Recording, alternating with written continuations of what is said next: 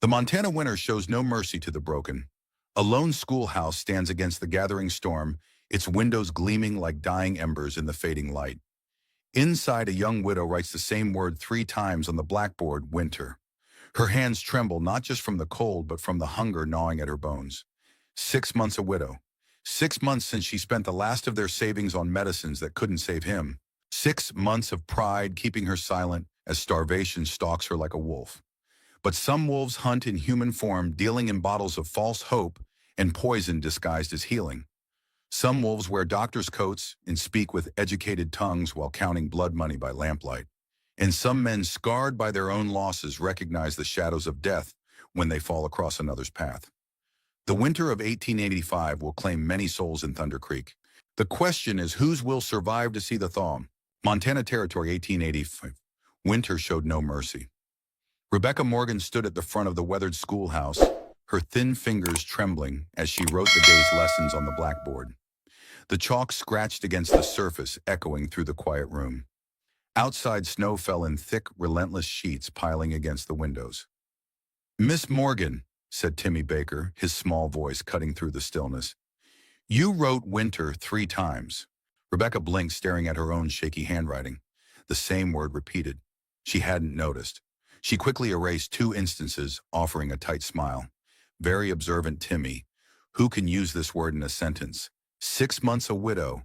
6 months since John had drawn his last breath, consumed by the tuberculosis that had drained their savings and shattered her world. No one in Thunder Creek knew how empty her pantry had become, or that she'd spent her last coins on medicine that couldn't save her husband.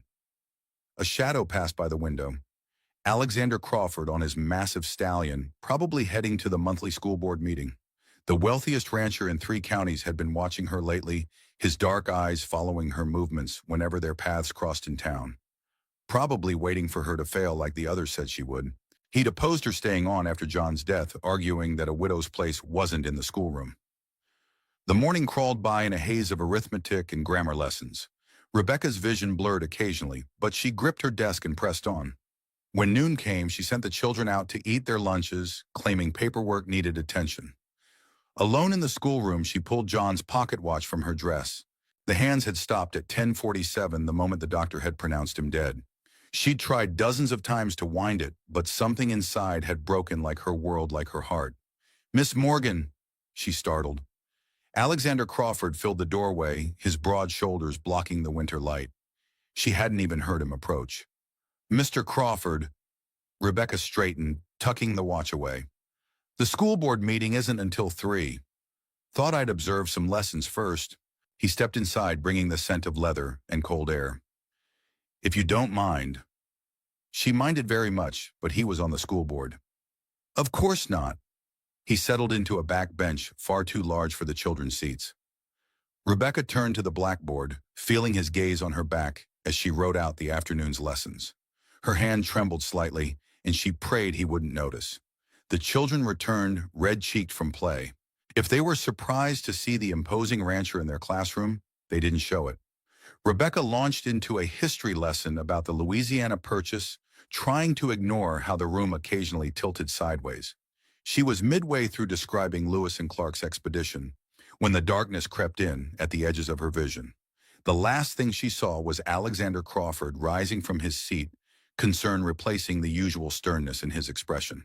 Then the floor rushed up to meet her, and John's broken watch pressed against her heart as consciousness slipped away like snow melting in the sun. Rebecca awoke to whispers and the scratch of a wool blanket against her cheek. She was lying on the schoolroom's small settee, a familiar scent of leather and pine hovering nearby. "Poor thing's been starving herself," Sarah Thompson's voice. "We all saw it coming. Stubborn as a mule, just like her pa was. Old Mrs. Baker.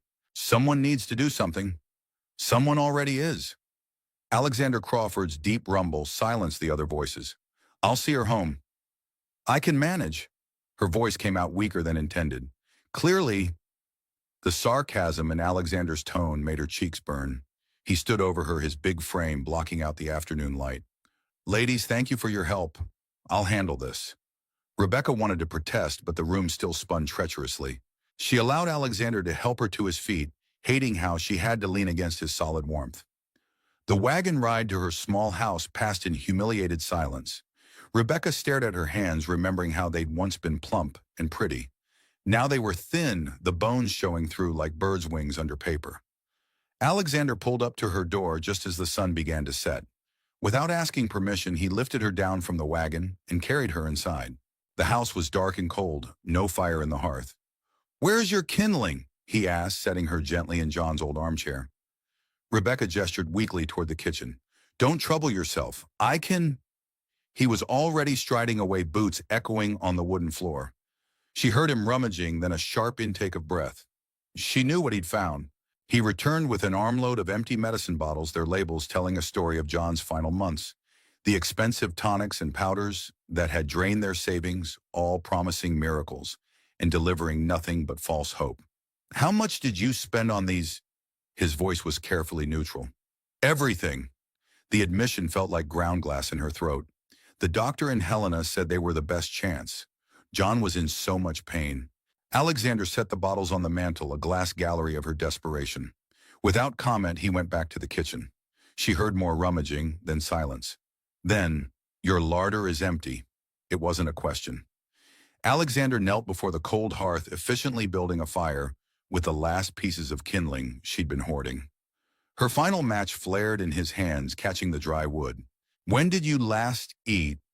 The firelight cast his face in sharp relief, highlighting the concern she'd mistaken for judgment. "Yesterday, no. Perhaps." She couldn't remember. He muttered something that sounded like a curse, then stood. "Stay here. Mr. Crawford, please." She found her voice, her pride rallying one last time.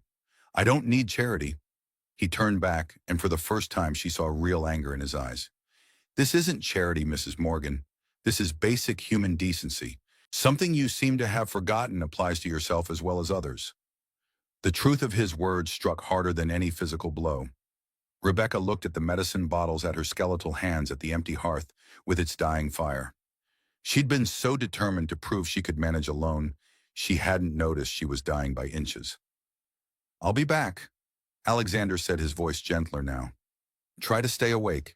The door closed behind him, and Rebecca was alone with the ghost of her husband and the evidence of her failure. John's pocket watch pressed against her side, still marking that final moment. Outside, wolves howled in the gathering dark, their voices carrying the promise of winter's teeth. Rebecca watched the last flames flicker lower, too weak now to even cry. The medicine bottles caught the dying light, reflecting it back like accusing eyes. She'd spent everything trying to save John, and now she had nothing left to save herself. The fire sputtered one final time and went out, leaving her in darkness as consciousness began to slip away again. Rebecca thought she heard hoofbeats approaching through the snow, but that might have been just another dream, like her hopes of surviving this winter with her dignity intact. Through the haze of near unconsciousness, Rebecca heard the crack of splintering wood. Her front door burst open, letting in a blast of winter air and the massive silhouette of Alexander Crawford. He carried a wooden crate in his arms, steam rising from its contents in the frigid air. "Mrs. Morgan," his voice seemed to come from very far away. "Rebecca." The use of her Christian name startled her enough to open her eyes. Alexander set the crate down and knelt before her chair, his rough hands capturing her cold ones. "Stay with me," he commanded, and there was something in his voice she'd never heard before. Not pity, but a raw understanding that made her throat tight. He released her hands and moved to the hearth, rebuilding the fire with wood he must have brought. Soon warmth began to seep back into the room. Rebecca watched through half-closed eyes as he unpacked the crate bread, still warm from baking beef stew, in a ceramic pot, coffee, sugar, preserved fruits. "I won't take your charity," she whispered, but her treacherous stomach growled at the smell of food. Alexander paused in his work, fixing her with a hard stare. "My wife Elizabeth said the same thing right up until the end." The words hung in the air between them. Rebecca had heard whispers about Alexander Crawford's wife dead these 5 years, but he'd never spoken of her himself. The doctor told her to rest, to let others help. He spooned stew into a bowl, his movements precise and practiced. But she was too proud, kept teaching at the mission school, kept refusing aid. By the time she finally collapsed, the consumption had too strong a hold. He brought the bowl to Rebecca, crouching beside her chair. I watched my wife die because she was too proud to live. I won't watch it happen again. Rebecca's hands shook as she took the bowl. The first spoonful of stew nearly undid her. Rich, warm, and real after so many days of nothing. Tears slid down her cheeks. Slowly, Alexander cautioned, his voice gentle now. Too much at once will make you sick. She managed a few more spoonfuls before her stomach rebelled. Alexander took the bowl, setting it aside, then draped a warm quilt around her shoulders. Why? She asked finally. You opposed me staying on as teacher. You said a widow had no place. I said a lot of fool things. He stood moving to stare out the frost-covered window. I thought seeing you in that schoolhouse every day wearing black like Elizabeth did, I thought it would be like watching her fade away all over again. Understanding dawned. That's why you've been watching me. He nodded, still facing the window. At first. Then I saw how you were with the children, how you kept going no matter what. Different from Elizabeth in every way that mattered. And still I waited too long to help. You're helping now. The words came unbidden, surprising them both. He turned back, and in the firelight she saw the years of guilt and grief etched in his face. They stared at each other for a long moment. Two people who'd lost too much, recognizing something in each other's pain. The moment broke when Rebecca swayed in her chair, exhaustion winning out. Alexander was there, instantly steadying her with those big, gentle hands. You need real rest, he said, and food and medicine and about 100 other things I should have made sure you had months ago. I can't accept. You can and you will. His tone brooked no argument. I've already sent word to Sarah Thompson. She'll be here soon to help you get settled properly. Tomorrow we'll talk about arrangements. Arrangements for your care and comfort through the winter. He began stoking the fire again. I failed one wife who needed help. I won't fail my children's teacher the same way. Rebecca wanted to protest, but warmth and food had made her thoughts fuzzy. She watched through heavy lids as Alexander continued bringing in supplies, more wood blankets, basic provisions. The wooden crate sat by the hearth, a solid promise of survival. Rest now, she heard him say as consciousness began to fade. You're not alone anymore. As she drifted off, Rebecca felt the weight of John's watch in her pocket. For the first time since his death, its presence felt less like an anchor and more like a reminder that time moved forward, carrying everyone with it. Even those who thought they'd stopped, along with broken timepieces. Rebecca woke to the sound of women's voices and the smell of coffee. Sarah Thompson and Mrs. Baker moved around her kitchen, putting away provisions and speaking in hushed tones. Sunlight streamed through clean windows. Someone had washed away months of grime while she slept. Look who's finally awake. Sarah brought her a cup of coffee, properly sweetened. You gave us quite a scare yesterday. Rebecca sat up slowly in John's chair where she'd apparently spent the night. The quilt Alexander had draped over her slipped to her lap. I'm sorry to have troubled everyone. Hush now. Mrs. Baker brought over a plate with scrambled eggs and toast. Eat first, apologize later. As Rebecca ate her first real breakfast in weeks, she listened to the women talk. Apparently, Alexander Crawford had organized quite the operation. Half the town's wives had contributed food and supplies, all delivered under cover of night to spare Rebecca's pride. Mr. Crawford's waiting outside, Sarah said finally. Says he needs to discuss business with you. We can stay if you like. Rebecca straightened her wrinkled black dress. No, thank you. I can manage. The women exchanged knowing looks, but gathered their things. As they left, Alexander entered, stamping snow from his boots. He carried a leather portfolio and wore his business expression. Mrs. Morgan. He settled into the chair opposite her. I trust you're feeling stronger. Yes, thank you, though I'm not sure how I can ever repay. He held up a hand. That's precisely what I've come to discuss. From his portfolio, he withdrew a piece of brown paper, the kind used for wrapping parcels. On it, he'd written what appeared to be a contract in his bold hand. I have a proposition for you, he said, placing the paper between them. One that will benefit us both and maintain your independence. Rebecca picked up the contract, reading carefully. Her eyes widened. You want me to teach at your ranch? My Hand's children need schooling. 10 of them now, ages 6 to 13. They've been riding 3 hours each way to reach town. With winter setting in, that journey is becoming dangerous. But the town school will manage with a substitute until spring. I've already spoken to the school board. Rebecca's hands tightened on the paper. You went to the board without consulting me. I went to explore possibilities. The final decision is yours, but hear me out first. He leaned forward, elbows on knees.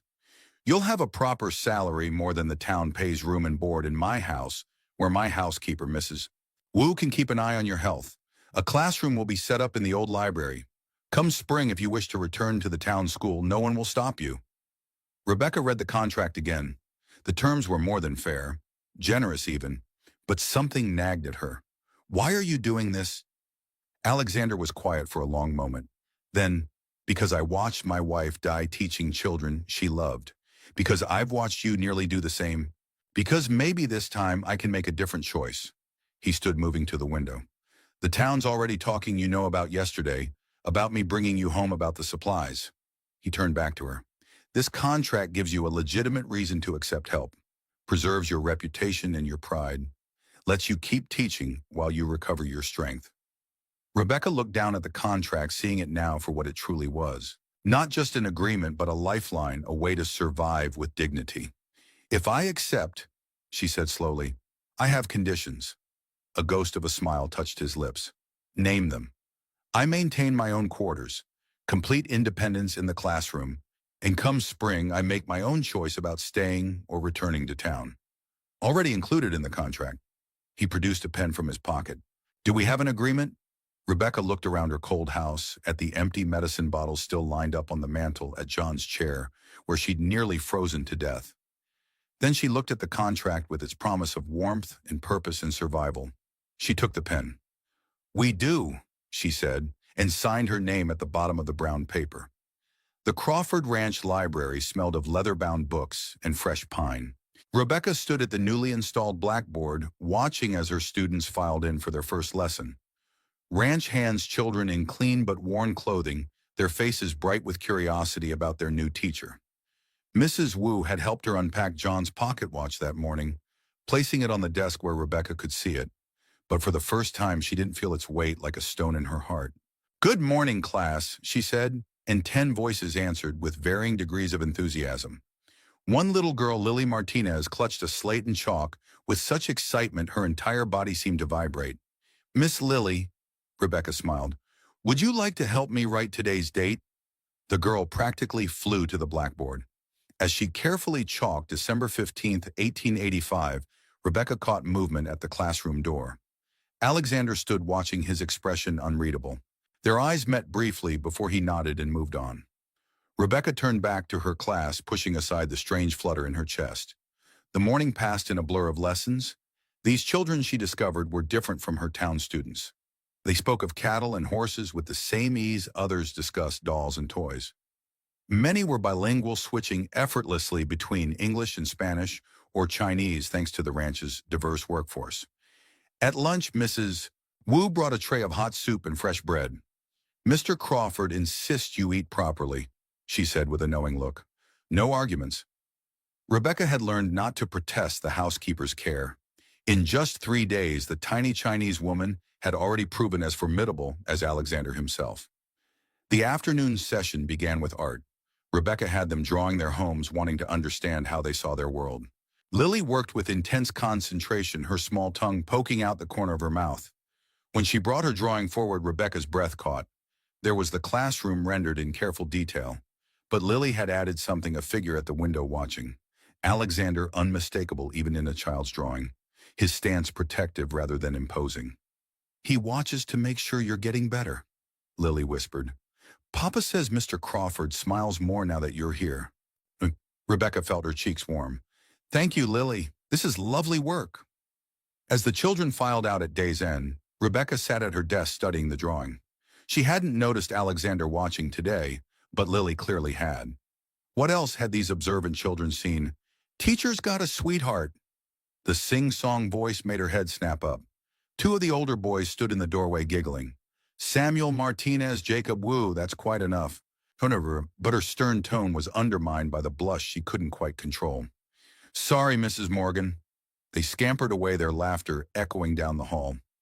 Rebecca touched John's watch, a habit now more than a necessity.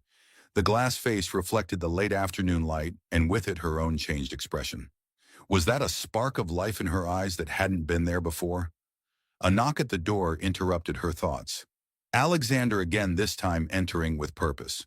"The children seem happy," he said, studying Lily's drawing, which still lay on her desk. "You've worked magic already." "They're bright students, eager to learn." She began gathering her books, aware of his presence like warmth from a stove. "Mrs. Wu tells me you're eating better." "Mrs. Wu tells you everything I suspect." Was that a smile tugging at his mouth? "She takes her duties seriously, as do you." Alexander gestured to the drawing. "Lily seems to think you're standing guard now." He did smile then, briefly but genuinely. "Smart girl, that one." He moved toward the door, then paused. "Join me for dinner. Mrs. Wu's making dumplings, and she'll fret if you eat alone." Rebecca should have refused, should have maintained the professional distance her position required, but the memory of those lonely meals in her cold house was still too fresh. "Thank you," she said. "I'd like that." As they walked to the main house together, Rebecca realized she'd left John's watch on her desk. More surprising still, she hadn't even noticed until now. The wolves came during arithmetic lessons. Rebecca was explaining long division when she heard a low growl that made every ranch child freeze in recognition. "Away from the windows," she ordered quietly, her heart thundering against her ribs. Samuel Jacob helped the little ones to the back corner. Huh. Through the frost-etched glass, she saw them, three gray shadows slinking across the snow. The bitter winter had driven them down from the mountains, desperate and bold. Lily whimpered. Rebecca gathered the child close mentally, counting her students. 10 children, 2 windows, 1 door. The main house was 100 yards away across open ground. Another growl closer now. Rebecca could see their breath fogging, the glass yellow eyes peering in. The largest wolf scratched at the doorwood, creaking under its weight. "Mrs. Morgan?" Little Michael Wu's voice quavered. "What do we do?" Before she could answer, a sharp crack split the air. The children screamed as the door frame splintered. Rebecca grabbed John's watch from her desk, not for time, but for the heavy gold weight of it. If the wolves got in, she'd go down fighting. The door burst open. But instead of wolves, Alexander filled the doorway, rifle raised. 2 shots cracked across the winter air. 1 wolf fell. The others turned to face this new threat, teeth bared. The largest wolf lunged. Alexander swung his rifle like a club, catching it across the muzzle. The beast yelped, but came again. Rebecca watched in horror as wolf and man grappled in the snow rifle, forgotten Alexander's knife flashing silver in the winter light. Inside, another voice, Thomas Martinez, Lily's father, running toward them with more ranch hands. But Rebecca couldn't move, couldn't breathe, watching Alexander wrestle with death itself. The wolf's teeth snapped inches from his throat. Alexander's knife plunged home. Hot blood stained the snow as the beast went limp. The third wolf fled into the trees. Alexander stood slowly, his coat torn and bloody. Rebecca couldn't tell how much blood was his. "Everyone's safe." His voice was rough, eyes finding hers. She nodded, unable to speak. The children rushed to the doorway, excitement overtaking fear now that danger had passed. "Did you see Mr. Crawford fight that wolf?" Samuel's eyes shone with hero worship. "Like David against the lion," Jacob added. Alexander ignored their chatter, crossing to Rebecca. His hands gripped her shoulders, eyes searching her face. "Are you hurt?" She shook her head, still clutching John's watch. His fingers tightened briefly before letting go. "Thomas," he called, "get someone to dress these wolves. Children lessons are done for today. Mrs. Morgan needs rest." "I'm fine," Rebecca protested, but her legs chose that moment to give way. Alexander caught her before she could fall. "Of course you are." His voice held a gentleness that made her throat tight. "But humor me." He swept her up as if she weighed nothing, ignoring her startled gasp. The children watched wide-eyed as he carried her toward the main house. "Mr. Crawford, really, I can walk." "Mrs. Morgan," he said quietly, "for once in your life, let someone else be strong." She fell silent, aware of his heart pounding against her ear, the trembling in his arms that had nothing to do with her weight. Mrs. Wu met them at the door, clucking in dismay. "Bring her to the parlor. I'll fetch brandy." He set her gently in a chair before the fire. She noticed his hands were bleeding from the fight. "You're hurt." "Scratches, Shorney." But he didn't pull away when she caught his hands examining the cuts. "These need cleaning." She looked up to find him watching her, something raw in his expression. I thought, he stopped, swallowed. When I saw those wolves at the schoolroom door, you saved us. She was still holding his hands. She realized she should let go. She didn't. I should have been closer.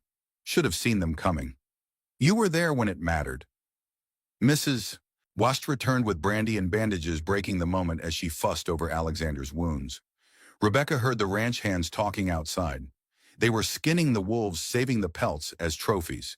But they were more than trophies, she knew, like the watch she still clutched. They were reminders of how quickly life could change, how precious it was. Tomorrow the town would hear how Alexander Crawford had fought wolves with his bare hands to protect the widow schoolteacher. They would talk, speculate, judge. But for now, watching him wince as Mrs. Wu cleaned his cuts, Rebecca found she didn't care what anyone thought. He had come for her children. That was all that mattered. The town's reaction to the wolf attack was swift and predictable. Rebecca heard the whispers when she visited the general store 3 days later. How Alexander had carried her to the house, how she was living under his roof, how inappropriate it all was for a widow not yet a year into her mourning. She found Alexander in his study that evening, a small velvet box on his desk, and trouble in his eyes. You've heard the talk, he said without preamble. I have. She remained in the doorway, somehow knowing this conversation would change everything. I won't have your reputation ruined. He opened the box, revealing a simple gold band. Not when there's a solution. Rebecca's breath caught. Mr. Crawford, a marriage of convenience, he said quickly. To protect your position, your good name. Nothing more need change. She stared at the ring. It wasn't John's. That one was buried with him. This was new, yet somehow felt heavier. The children need their teacher, Alexander continued. The ranch needs stability. This solves everything. Everything except matters of the heart, Rebecca said softly. He flinched slightly. I'm not asking for your heart, Mrs. Morgan. Only your hand. And what of Elizabeth's memory? His fingers tightened on the box. Elizabeth would understand practical necessity. Rebecca moved closer, studying the ring. Simple, unadorned, like the practical arrangement it represented. Yet something about it made her pulse quicken. The town will talk regardless, she said. Let them. Better they gossip about a proper marriage than... He trailed off, but his meaning was clear. Rebecca thought of her students, of Lily's drawings, still pinned to her classroom wall, of wolves and warmth and hands that bled to protect her. If I agree, she said carefully, I have conditions. A ghost of a smile touched his lips. You always do. I keep my independence, my teaching, my own rooms. Agreed. And we're honest with each other always. No pretty lies about love or forever. His expression darkened. I would never offer false promises. Rebecca picked up the ring, letting it catch the lamplight. Then yes, Mr. Crawford, I'll marry you. He took the ring from her fingers, his touch careful as he slipped it onto her hand. It fit perfectly, as if it had been sized for her. Knowing Alexander's attention to detail, it probably had been. Alexander, he said quietly, if we're to be married, you should use my Christian name. Ah, Alexander. The name felt strange on her tongue. And you should call me Rebecca. They stood in awkward silence, the weight of their decision filling the room. Finally, he cleared his throat. I'll speak to Reverend Matthews tomorrow. A quick, quiet ceremony would be best. Rebecca nodded, twisting the new ring on her finger. Will you tell the children, or shall I? Together, he said, we should present a united front. She looked up at him, then this man who had saved her life twice now. Once from winter's cold, once from winter's wolves. His expression was carefully neutral, but something flickered in his eyes when they met hers. Thank you, she said softly. For what? For making this feel like a choice, not a necessity. He reached out, almost touching her cheek before letting his hand fall. Good night, Rebecca. She left his study with steady steps, though her heart hammered against her ribs. In her room, she took off John's watch for the first time since his death, placing it beside her new ring. Old love and new possibility, she thought. Past and future, bound together by gold and necessity, and something else she wasn't ready to name. Outside her window, snow began to fall, soft and silent as secrets. Rebecca stood before the chapel's small mirror, adjusting her dove-gray dress. Not black, Alexander had insisted on that much. No morning clothes for a new beginning, he'd said, and she'd found she couldn't argue. Mrs. Wu fussed with Rebecca's hair, weaving small white flowers into the simple bun. They're pretty bride, even without fancy things. Rebecca touched the flowers gently. They're perfect, Mrs. Wu. Thank you. The housekeeper's eyes met hers in the mirror. Mr. Alexander, he good man. Lonely too long like you. Before Rebecca could respond, Lily burst into the room, her own gray dress, matching Rebecca's. Papa says it's time. The chapel was nearly empty, just the ranch hands and their families, Reverend Matthews and Alexander waiting at the altar. No townfolk had been invited. This wasn't a celebration after all, just a practical solution to an awkward situation. But when Rebecca walked down the aisle, Alexander's expression made her steps falter. He looked at her, the way parched earth looks at rain clouds, desperate for something he didn't dare hope for. The ceremony was brief. They spoke the traditional words clearly, their voices steady. When Alexander slipped the gold band onto her finger, his hands were warm and sure. Rebecca found herself wondering if he could feel her pulse racing beneath his touch.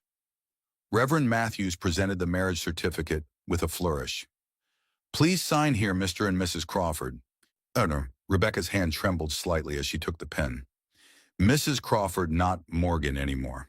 The certificate made it real in a way the ceremony hadn't. This elegant document, with its flowing script and official seal binding her to Alexander in the eyes of the law. She signed her new name for the first time, watching the ink dry. Alexander added his signature beside hers, his bold strokes making her careful letters seem delicate in comparison. Congratulations, the Reverend said, but his tone held a hint of judgment.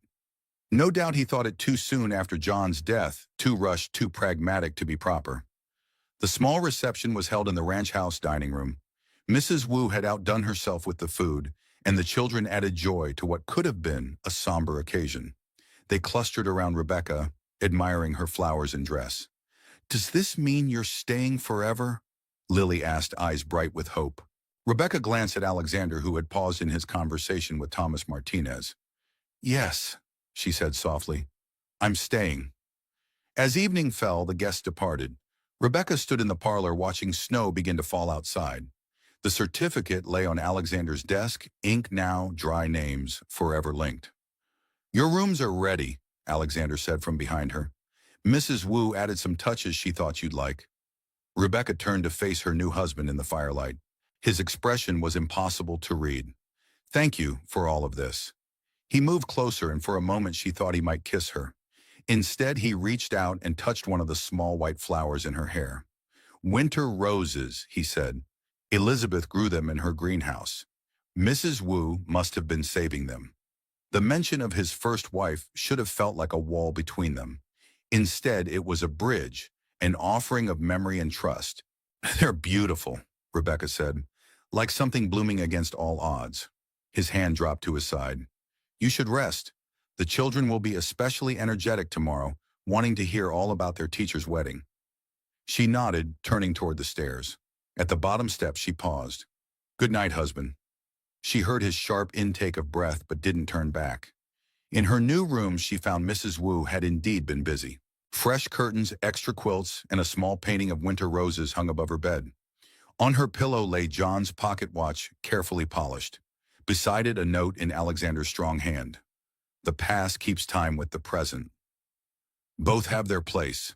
Rebecca picked up the watch, then looked at her new ring. Behind her closed door, she could hear Alexander moving in his study, the soft sound of papers being shuffled, probably filing away their marriage certificate, making everything official and proper. Proper, she thought. But why did her heart race every time he looked at her? Why did her skin tingle where he touched her hair? And why, despite all their careful words about convenience and practicality, did this feel like something else entirely? The first week of married life settled into an odd rhythm. Rebecca taught her classes, Alexander managed the ranch, and they met for meals in a dance of careful courtesy. If the children noticed anything strange about their teacher's new last name, they didn't mention it. Rebecca discovered Alexander's habits gradually. He rose before dawn, worked until dusk, and spent evenings in his study with ledgers and letters. Sometimes she heard him pacing late at night, his footsteps a steady rhythm above her room. She found the rose on a Monday morning perfectly preserved in ice on her windowsill. It must have fallen from her wedding bouquet, been caught by the freezing wind, and transformed into something haunting and beautiful. "It's like a fairy tale flower," Lily said when Rebecca brought it to class. "Frozen in time until true love's kiss." Rebecca felt her cheeks warm. "It's simply a quirk of nature, dear. Now back to your geography lesson." But throughout the day, she caught herself glancing at the rose, wondering. That evening, she found Alexander in Elizabeth's old greenhouse, tending to the winter roses that still bloomed there. The children were fascinated by the frozen rose, she said by way of greeting. He didn't turn from his work. "Lily's been telling everyone it's magic. Children see magic everywhere. And adults." Now he did turn those dark eyes, finding hers. "What do we see?" Rebecca moved closer, watching him prune dead leaves with precise cuts. "Practicality, necessity, safe harbors. Is that what this is? A safe harbor?" His tone was carefully neutral, but something in it made her pulse quicken. "Isn't that what we agreed upon?" Alexander set down his shears, closing the distance between them. "And if I told you I'm finding it harder to remember that agreement with each passing day?" Rebecca's breath caught. He stood close enough now that she could feel his warmth, smell the leather and pine scent of him. "Alexander the Mintarn, I watch you with the children," he said softly. "I hear you humming in the kitchen. I find myself looking for you in every room. This isn't what I expected." "What did you expect?" "A proper arrangement. Distance. Not this," he gestured helplessly, "not wanting." The word hung between them like frost. Rebecca thought of the frozen rose suspended between states, neither living nor dead, waiting for transformation. "I should go," she whispered. "The children's essays need grading." He stepped back, mask falling into place. "Of course. Good evening, Mrs. Crawford." She fled the greenhouse, heart thundering. In her room, she found John's watch and held it like a talisman. But instead of comfort, it offered a question. Was it betrayal to want again? To feel her heart thaw like spring beneath another man's gaze? The next morning, she found a fresh rose on her desk, not frozen this time. Warm and alive, red as heartbreak. No note, but she knew who had left it. Her students noticed her distraction. "Are you sad, Mrs. Crawford?" Michael Wu asked during arithmetic. "No, dear. Just thinking." "About Mr. Crawford?" Lily's knowing smile made Rebecca wonder when children had grown so perceptive. That evening, she didn't retreat to her room after dinner. Instead, she joined Alexander in his study, taking the chair opposite his desk. "The children think I'm sad," she said. He looked up sharply. "Are you?" "No, but I'm not sure what I am." She twisted her wedding ring. "This isn't what I expected either." Alexander set down his pen. "What did you expect? Safety, simplicity." She met his eyes. "Not lying awake listening for your footsteps? Not feeling like I'm betraying a ghost by wanting more than an arrangement?" He stood slowly, as if afraid she might bolt. "And what do you want, Rebecca?" "I don't know," her voice trembled. "And that terrifies me." He nodded, understanding in his eyes. "Then we wait until you do know. And if that takes too long, then we wait longer." He smiled slightly. "I'm a patient man, Rebecca. Ask anyone who's seen me break horses." She laughed despite herself, tension easing. "Is that what you're doing, breaking me to saddle?" "God, no."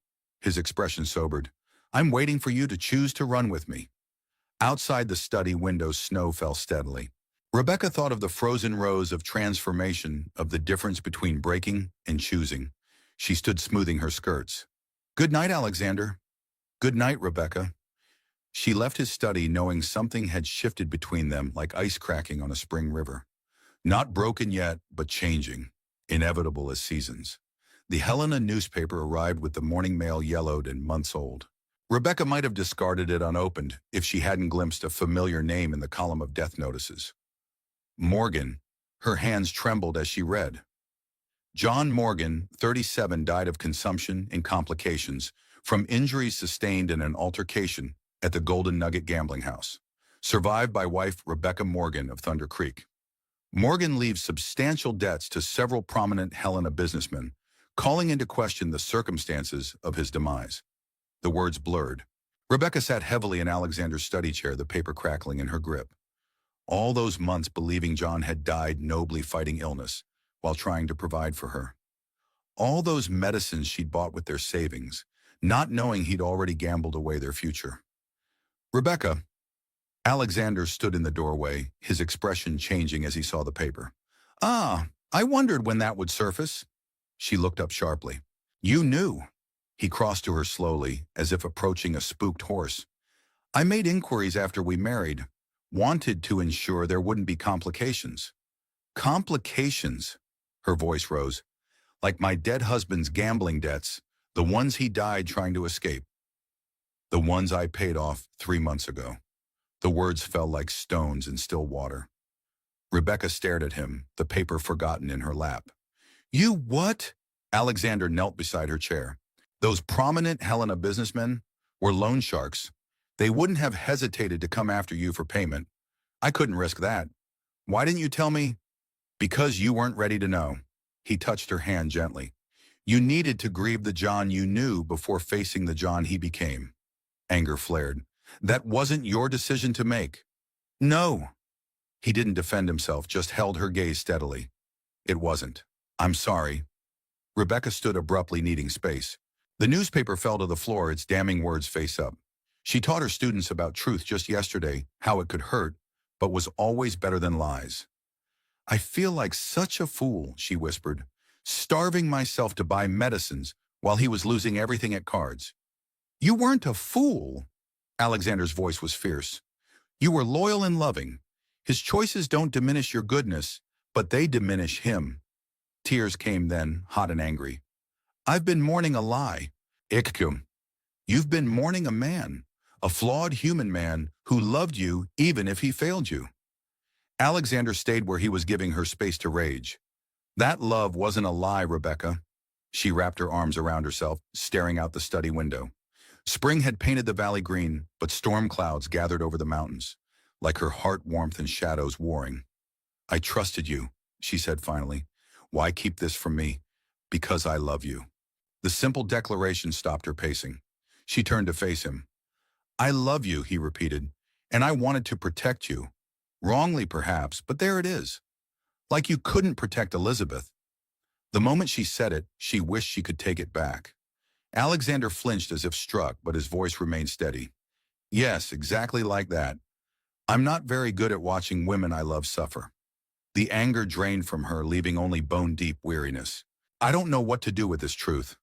You don't have to do anything right now. He stood slowly. Take time. Think. Be angry at John, at me, at the whole damned world if it helps. Rebecca looked at the newspaper, at this evidence of human frailty and love's complexity. Will you hold me?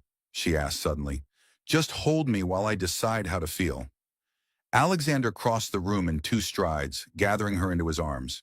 She pressed her face into his chest, breathing in the familiar scent of him, leather and pine and safety. I'm sorry, he murmured into her hair, both for his betrayal and mine. I know, and she did. Understanding bloomed even through the hurt. Understanding of John's desperate gambles, of Alexander's protective silence, of her own strength in facing hard truths.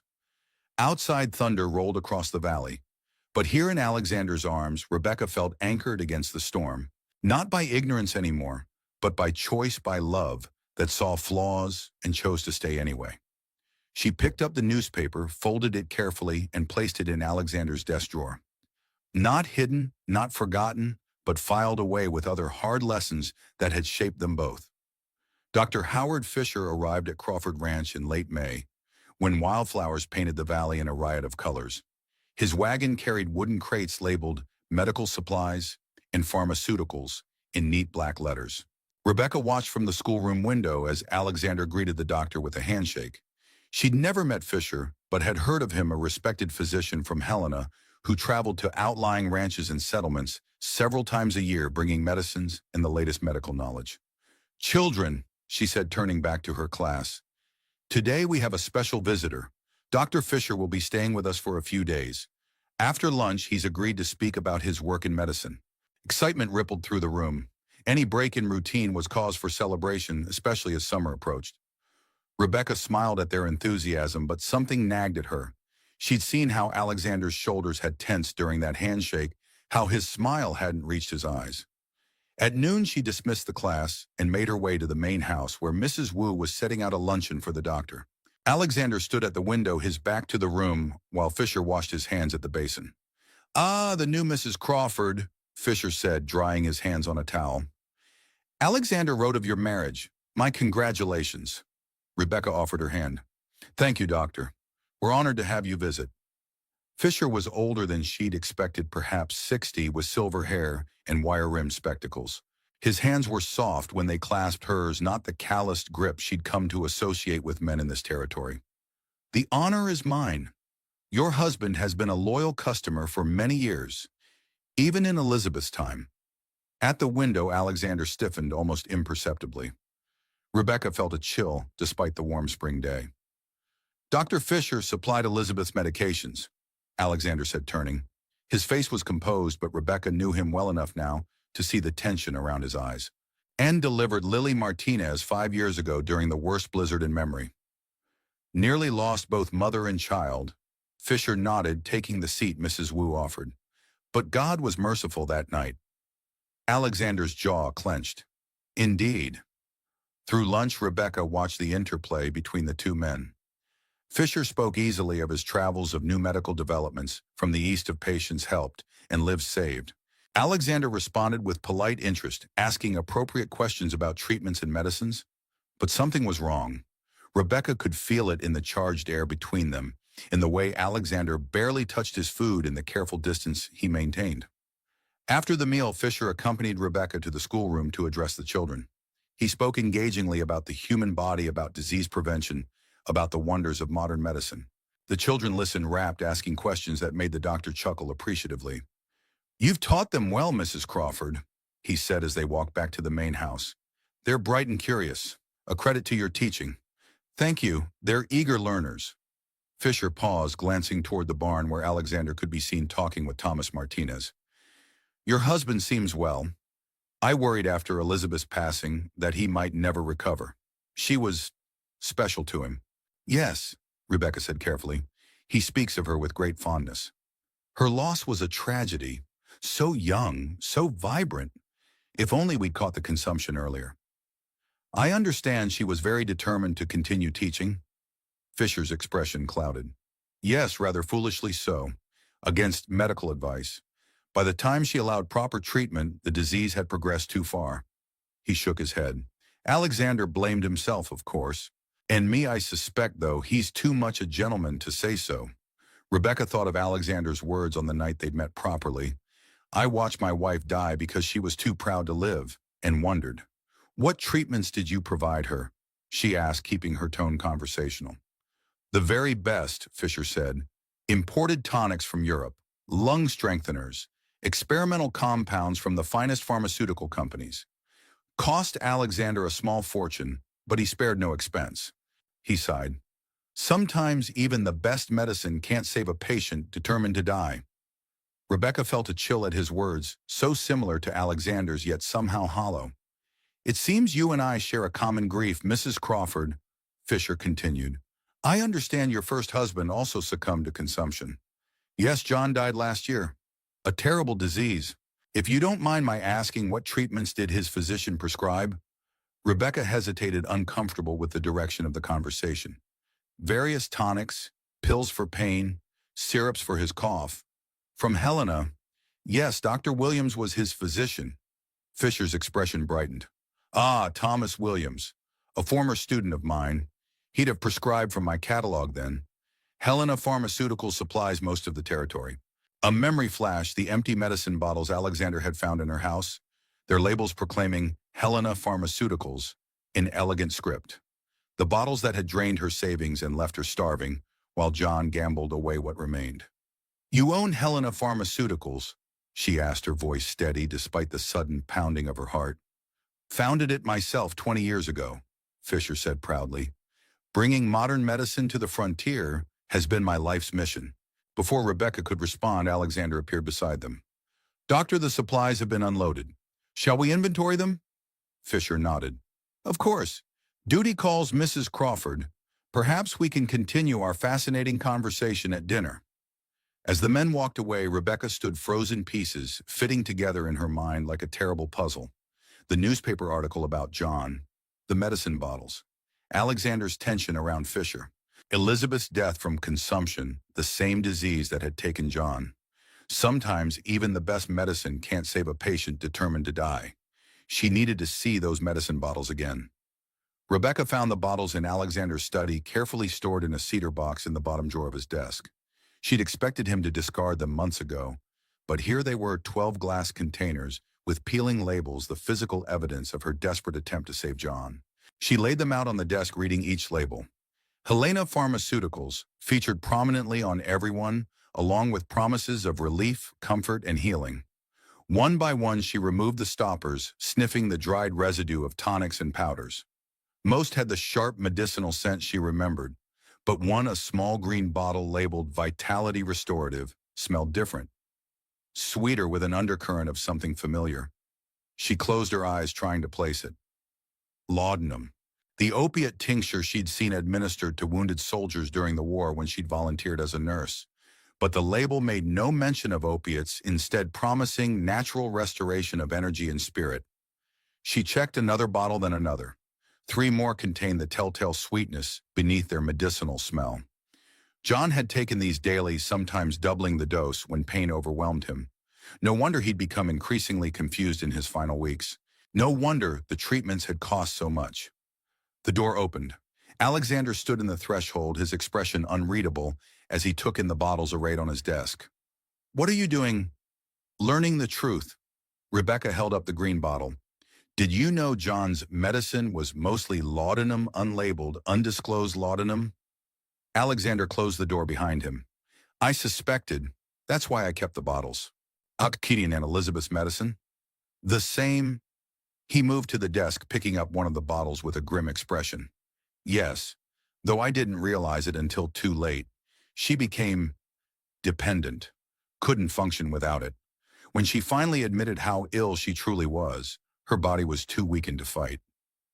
"And Fisher provided these, knowing what they contained?" "Fisher built his fortune selling false hope in pretty bottles." Alexander's voice was tight with controlled anger. "Addictive concoctions that mask symptoms while deepening the disease's hold." Rebecca felt sick. John was taking twice the recommended dose toward the end. He said it was the only thing that helped the pain. I encouraged him, thinking. Her voice broke. "My God, I helped kill him."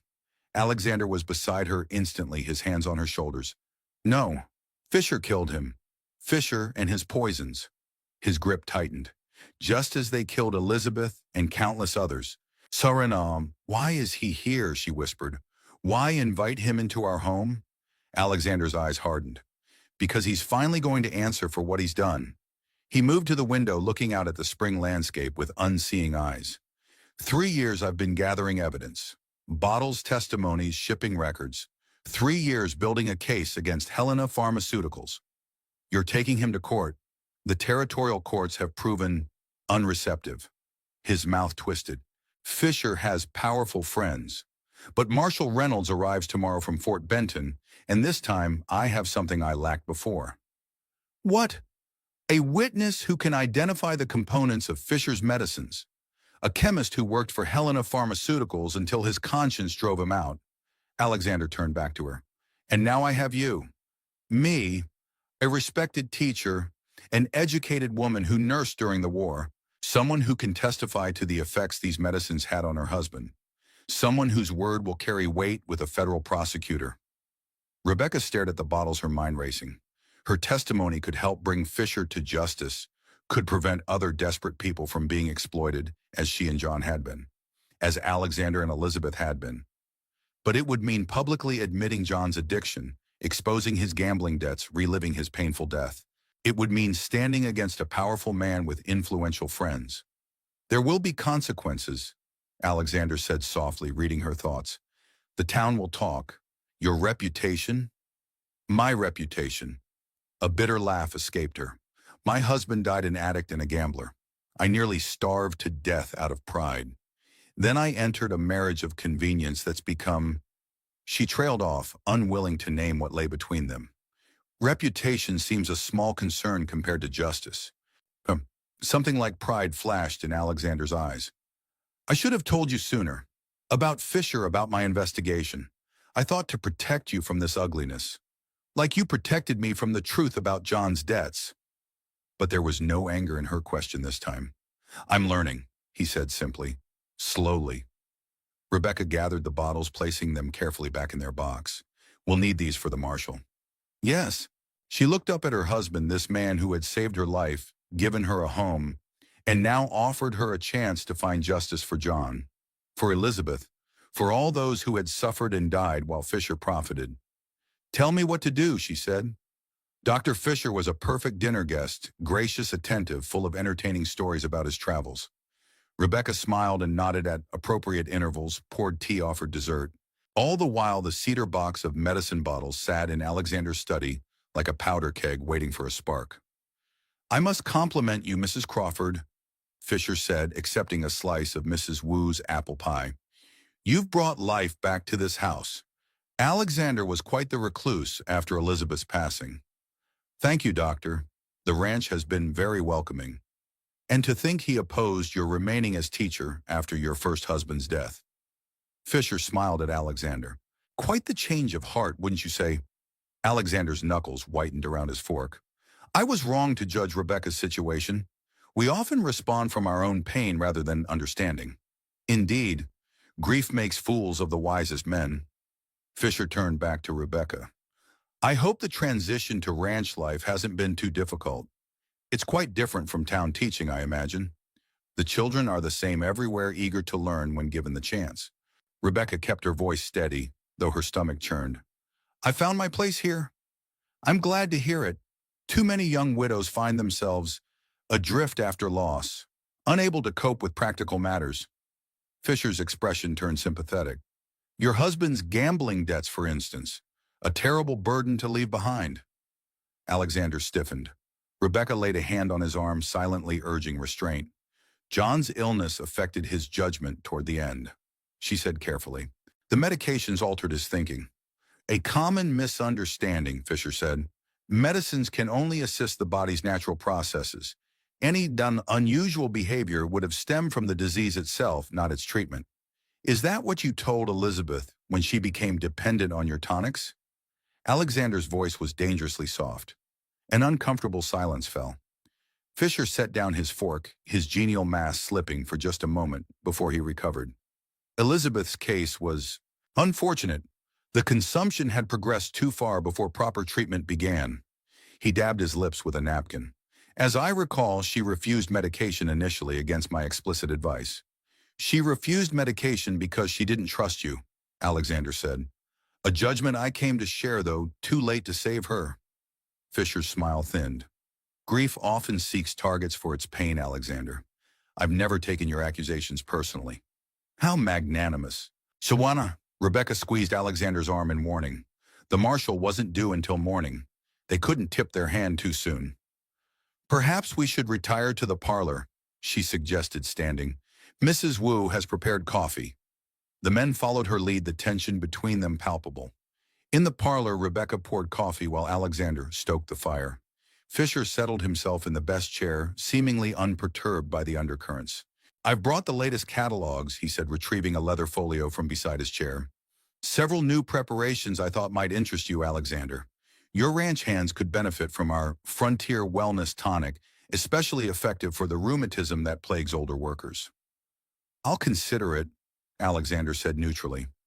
And for you, Mrs. Crawford, Fisher continued, our women's vitality drops have helped many teachers maintain their energy through long school days. Teaching is such draining work. Rebecca accepted the catalog with a steady hand. How thoughtful. I noticed several of your students appeared piqued, the Martinez girl especially.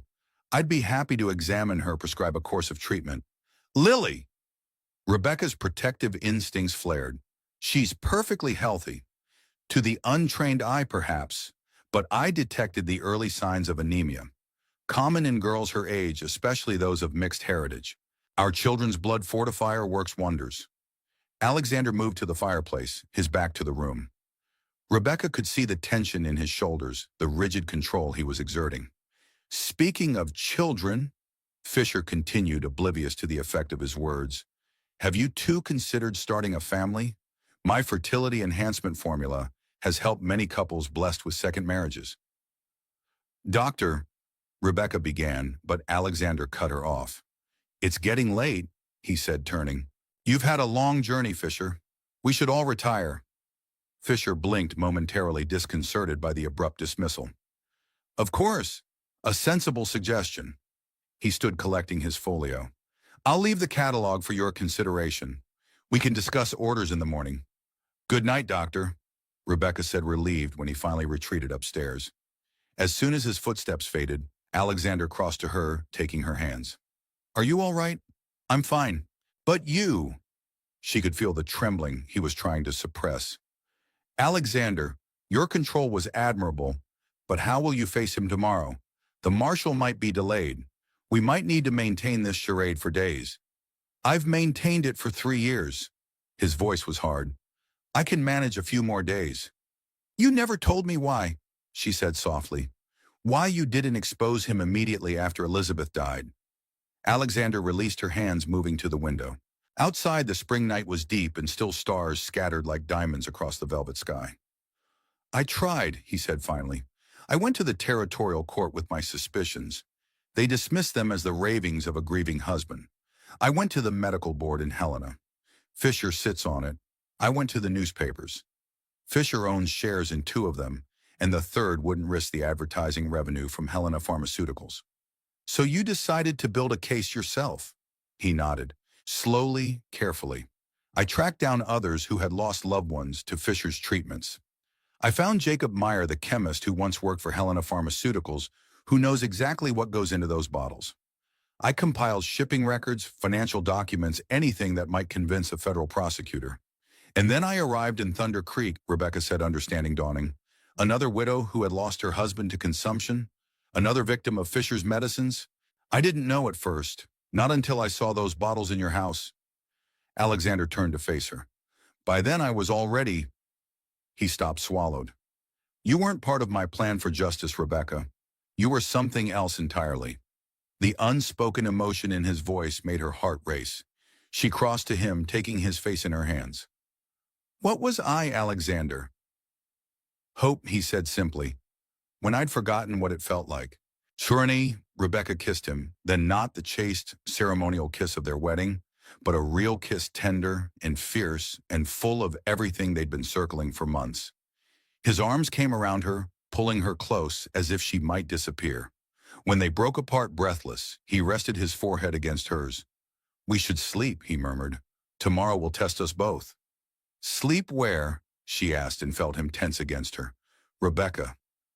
I'm tired of separate rooms. No, she said. Tired of this proper distance? Whatever happens tomorrow tonight, I want to be with my husband. Alexander brushed her cheek with calloused fingers, his eyes dark with emotion. Are you certain?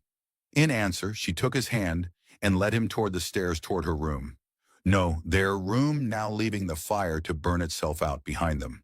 In the shadows of the staircase, neither noticed the figure watching from the upper landing. Dr. Fisher, his face hard in the dim light, all pretense of geniality gone. Rebecca woke to the sound of raised voices. Beside her, Alexander was already sitting up, reaching for his shirt. Stay here, he said, pressing a kiss to her forehead. What's happening? I don't know, but his expression said otherwise as he quickly dressed and left the room. Rebecca pulled on her robe and followed, caution overridden by concern. In the main hall below, she found Alexander confronting Fisher, who was fully dressed, despite the early hour, his bags packed beside him. You can't leave yet, Alexander was saying, his voice controlled but tense. The supplies still need distribution. The ledgers need reviewing. A pressing case calls me back to Helena, Fisher replied smoothly. The ledgers can wait for my next visit. In. There are children who need examination, including your wife's favorite pupil. Fisher's smile was cold. The Martinez girl seems particularly dear to you both, almost like the daughter you might have had with Elizabeth. Alexander stiffened. Lily's health is none of your concern. On the contrary, children's health is my life's work. Fisher glanced up, noticing Rebecca on the landing. Ah, Mrs. Crawford, forgive the early disruption. I was just explaining to your husband that I must cut my visit short. Rebecca descended the stairs, wrapping her robe more tightly around herself. Is everything all right, doctor? A medical emergency in Helena requires my immediate attention? Fisher's eyes flicked between her and Alexander, calculating. Though I confess I'm also motivated by a certain discomfort with my reception here. I don't understand, Rebecca said, though she feared she did. Let me be plain, Mrs. Crawford. Your husband has harbored animosity toward me since Elizabeth's death. He blames my medicines for failing to save her, rather than accepting that she refused treatment until too late. Fisher picked up his bag. I've tolerated his accusations out of respect for his grief, but last night made it clear that my professional services are no longer welcome at Crawford Ranch. Alexander moved subtly, positioning himself between Fisher and the door. The marshal will be disappointed to miss you. Something dangerous flickered in Fisher's eyes. Marshal Reynolds. What business would he have here? Justice, Alexander said simply. A tense silence fell. Rebecca could almost see Fisher calculating his options, measuring the distance to the door, weighing Alexander's solid presence against his own older, slighter build. This is absurd, Fisher said finally. I have appointments in Helena, patients who need me. Like John Morgan needed you? Rebecca asked. Like Elizabeth needed you? Fisher's gaze snapped to her. I never treated your first husband. Not directly, but those bottles of Helena Pharmaceuticals tonics and powders, the ones filled with unlabeled laudanum, and God knows what else they came from your company. They drained our savings while addicting my husband and hastening his death. Preposterous. But Fisher's confidence was cracking. Those medicines were prescribed by Dr. Williams, who received them from your company with their pretty labels and false promises. Rebecca moved to stand beside Alexander. How many others have died while you profited, Dr. Fisher?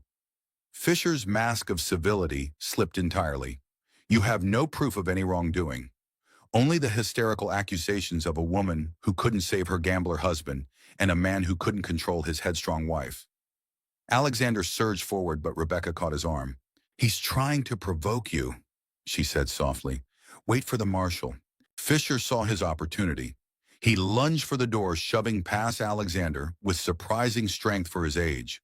By the time they recovered, he was outside running for the stable, where his horse waited already saddled.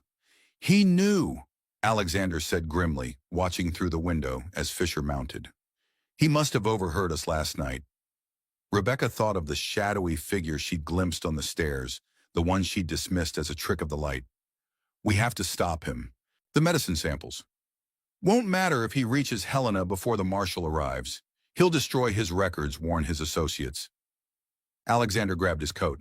I have to go after him. Alexander, wait! But he was already striding toward the stable, calling for Thomas Martinez to saddle his horse. Rebecca ran back upstairs, throwing on the nearest dress, her mind racing. The marshal wasn't due for hours. By then, Fisher could be halfway to Helena, and any chance of justice with him. When she came back downstairs, Mrs. Wu was in the kitchen, calmly preparing breakfast, as if nothing was amiss. Where's Mr. Crawford? Rebecca asked. Gone after bad doctor, Mrs. Wu said, cracking eggs into a bowl. Thomas and 2 hands with him. They'll catch him. The housekeeper nodded confidently. Mr. Crawford, best rider in territory. He catch. Rebecca paced the kitchen, unable to share Mrs. Wu's certainty. Fisher had a head start in the desperation of a man facing ruin. Alexander had justice on his side, but was that enough? A small voice broke into her thoughts. Mrs. Crawford. Lily stood in the doorway, still in her nightdress, eyes wide with concern. Lily, dear, you should be asleep. I heard shouting and horses. The girl twisted her hands in her nightdress. Is Mr. Crawford okay? Rebecca forced a smile. He's fine. Just had to leave early on business. Was it because of Dr. Fisher? Lily asked. I don't like him. He looks at me funny. A chill ran down Rebecca's spine. What do you mean funny? Like I'm something to buy. He asked Papa if he could examine me alone. Lily's voice dropped to a whisper. Papa said no. Rebecca knelt before the girl, taking her small hands. When did this happen? Last night, after you went upstairs. Dr. Fisher came to our cabin. He said I looked sick and needed special medicine. Papa told him I was fine. And then they argued, Doctor. Fisher said Papa was being foolish that mixed-blood children need extra care. Lily's eyes filled with tears. He said I'd die like my mama if I didn't get his medicine. Rage built in Rebecca's chest, hot and fierce. Not just a fraud then, but a monster who would terrorize a child and her father with memories of her mother's death. Lily, listen to me. Dr. Fisher is wrong. You're perfectly healthy, and your father was right to send him away. She smoothed the girl's dark hair. Go back to bed now. When you wake up, everything will be better. After Lily had been led back to her room by Mrs. Wu, Rebecca stood in the center of the kitchen, mind made up. She couldn't sit and wait helpless while Alexander pursued Fisher. There had to be something she could do to ensure the doctor faced justice, something more than waiting for a marshal who might arrive too late.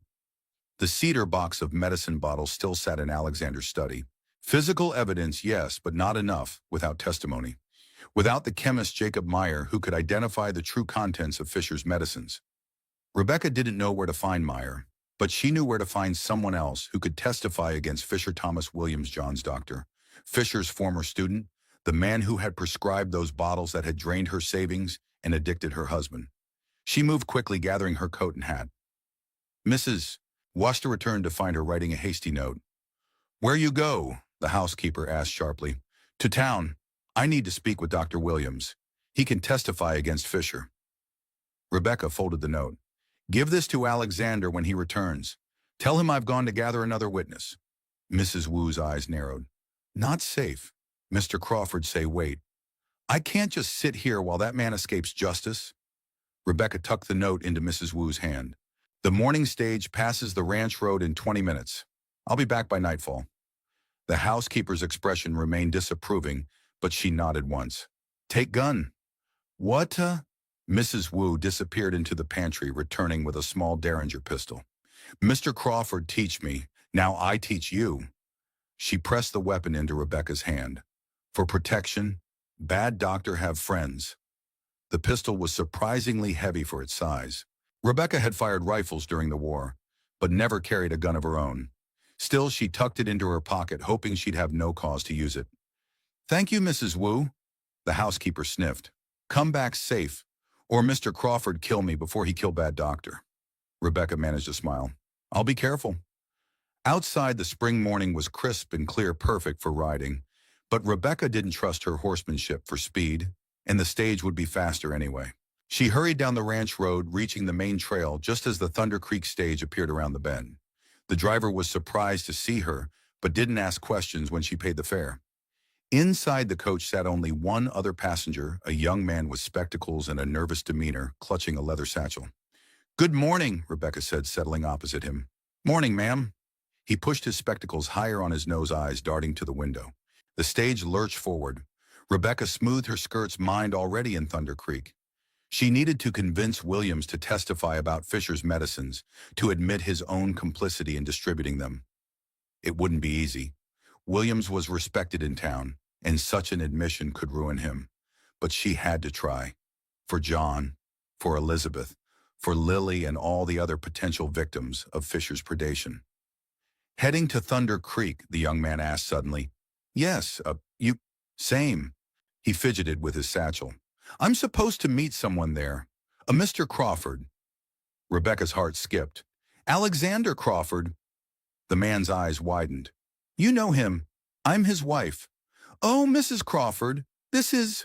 He glanced around the empty stage, then leaned forward, offering his hand. Jacob Meyer. Alexander wrote that the marshal would escort me to the ranch, but I couldn't wait. Not after I heard Fisher was there. Rebecca felt a surge of hope as she shook his hand.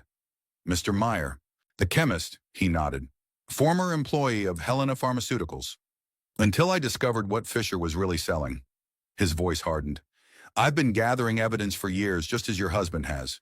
When his letter reached me saying he'd found another victim and secured a federal marshal's interest. Meyer shook his head. It seemed Providence. It was, Rebecca said fervently. But Fisher fled this morning. Alexander is pursuing him. Meyer paled. Fled, then we must hurry. If Fisher reaches Helena before we can stop him, he'll destroy everything, records, formulas, correspondence. All evidence of his crimes. That's why I'm going to see Dr. Williams, John's doctor. If I can convince him to testify, Williams won't help, Meyer interrupted. He's too deeply involved. Fisher has him and half a dozen other territorial doctors in his pocket. They receive commissions for every bottle of Helena pharmaceuticals they prescribe. Rebecca's stomach dropped. Then Williams knew what he was giving John. He knew it contained laudanum and other addictive substances, yes. Whether he understood the full danger? Meyer shrugged. Fisher keeps his formulas secret even from the doctors who distribute his products. Only I and two other chemists knew the complete compositions. And what exactly do they contain? Rebecca asked, though she feared the answer. Meyer glanced out the window, ensuring they were still alone on the open road. The vitality restorative your husband took laudanum, yes, but also cocaine and dangerous levels of mercury. The lung strengthener, mostly alcohol with lead acetate and belladonna. Temporary symptom relief followed by dependency and systemic poisoning. Rebecca felt sick.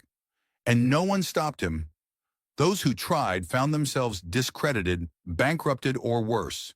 Meyer clutched his satchel tighter. Fisher is not just a fraud, Mrs. Crawford. He's killed to protect his business. A chill ran through Rebecca. Killed. My colleague James Parker discovered the truth about the children's medicines. He was preparing to report to the medical authorities in St. Louis when he died suddenly of heart failure. He was 34 and in perfect health. Meyer's voice dropped. A week later, my laboratory burned to the ground with all my initial evidence. I took the hint and disappeared. Yet you're here now.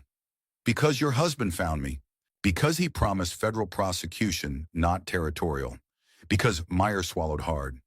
My sister's child died from Fisher's children's fever remedy. She was 4 years old. The stage hit a rut, jostling them. Rebecca steadied herself, mind racing. If Williams wouldn't help, if Fisher was as dangerous as Meyer claimed, then Alexander was riding into more danger than he knew. We need to warn my husband, she said. How far is Fisher willing to go to escape justice? Meyer's expression was grim. All the way, Mrs. Crawford. All the way. Thunder Creek looked exactly as Rebecca had left it months ago, a single muddy street lined with wooden buildings, the church steeple rising above the saloon and general store in symbolic disapproval. Yet somehow it seemed smaller now, the concerns of its inhabitants petty after the life-and-death stakes of Fisher's pursuit. The stage halted before the hotel. Rebecca and Meyer descended, drawing curious stares from passers-by. A widow remarried and living at Crawford Ranch was still prime gossip fodder even months later. We should separate, Meyer said quietly. Less conspicuous that way. I'll inquire about the marshal at the sheriff's office. And I'll see Williams, Rebecca agreed. Meet at the general store in 1 hour. Meyer nodded, clutching his precious satchel as he headed toward the small sheriff's office.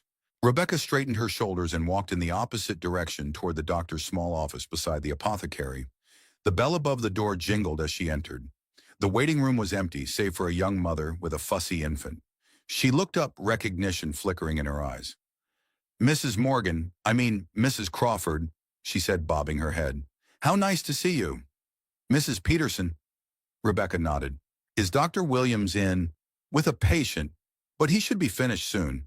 Mrs. Peterson bounced her baby gently. We heard about your marriage. Such a whirlwind courtship. Rebecca ignored the implicit question. How is your son feeling? Colicky. Dr. Williams prescribed a wonderful tonic. Mrs. Peterson reached into her basket, producing a familiar bottle with the Helena Pharmaceuticals label. Children's digestive relief. Works like magic. Rebecca's stomach clenched. The thought of this innocent infant consuming Fisher's concoction made her want to snatch the bottle and dash it to the floor. But that wouldn't help anyone. May I see it? She asked, keeping her voice casual. Mrs. Peterson handed over the bottle. Rebecca examined the label, finding the same promises, the same elegant script, the same absence of ingredient information. Have you been giving this regularly? She asked. 3 times daily as prescribed. He sleeps so soundly afterward. Mrs. Peterson beamed. Dr. Williams says it's perfectly safe. Rebecca handed back the bottle, choosing her words carefully. Mrs. Peterson, I wouldn't. The inner door opened. Dr. Williams emerged, escorting an elderly man. Bed rest for 3 days, Mr. Johnson, and take the tonic as directed. As the older patient shuffled out, Williams turned freezing when he saw Rebecca. He was younger than Fisher, perhaps 40, with a well-trimmed beard and fashionable clothes, the picture of a successful frontier physician. "Mrs. Crawford," he recovered quickly. "What a surprise. Are you ill?" "May we speak privately, doctor?" Rebecca asked. "It's a matter of some urgency." Williams hesitated, glancing at Mrs. Peterson. "I have a patient waiting." "It will only take a moment," Rebecca insisted. Something in her tone must have conveyed the gravity of her purpose. Williams nodded reluctantly. "Mrs. Peterson, if you'll excuse us, I'll examine Thomas shortly." Once they were alone in his consultation room, Williams's cordial mask slipped. "If this is about your husband's debts, I've told the collection agents everything I know." "This isn't about John's debts," Rebecca said. "It's about what killed him."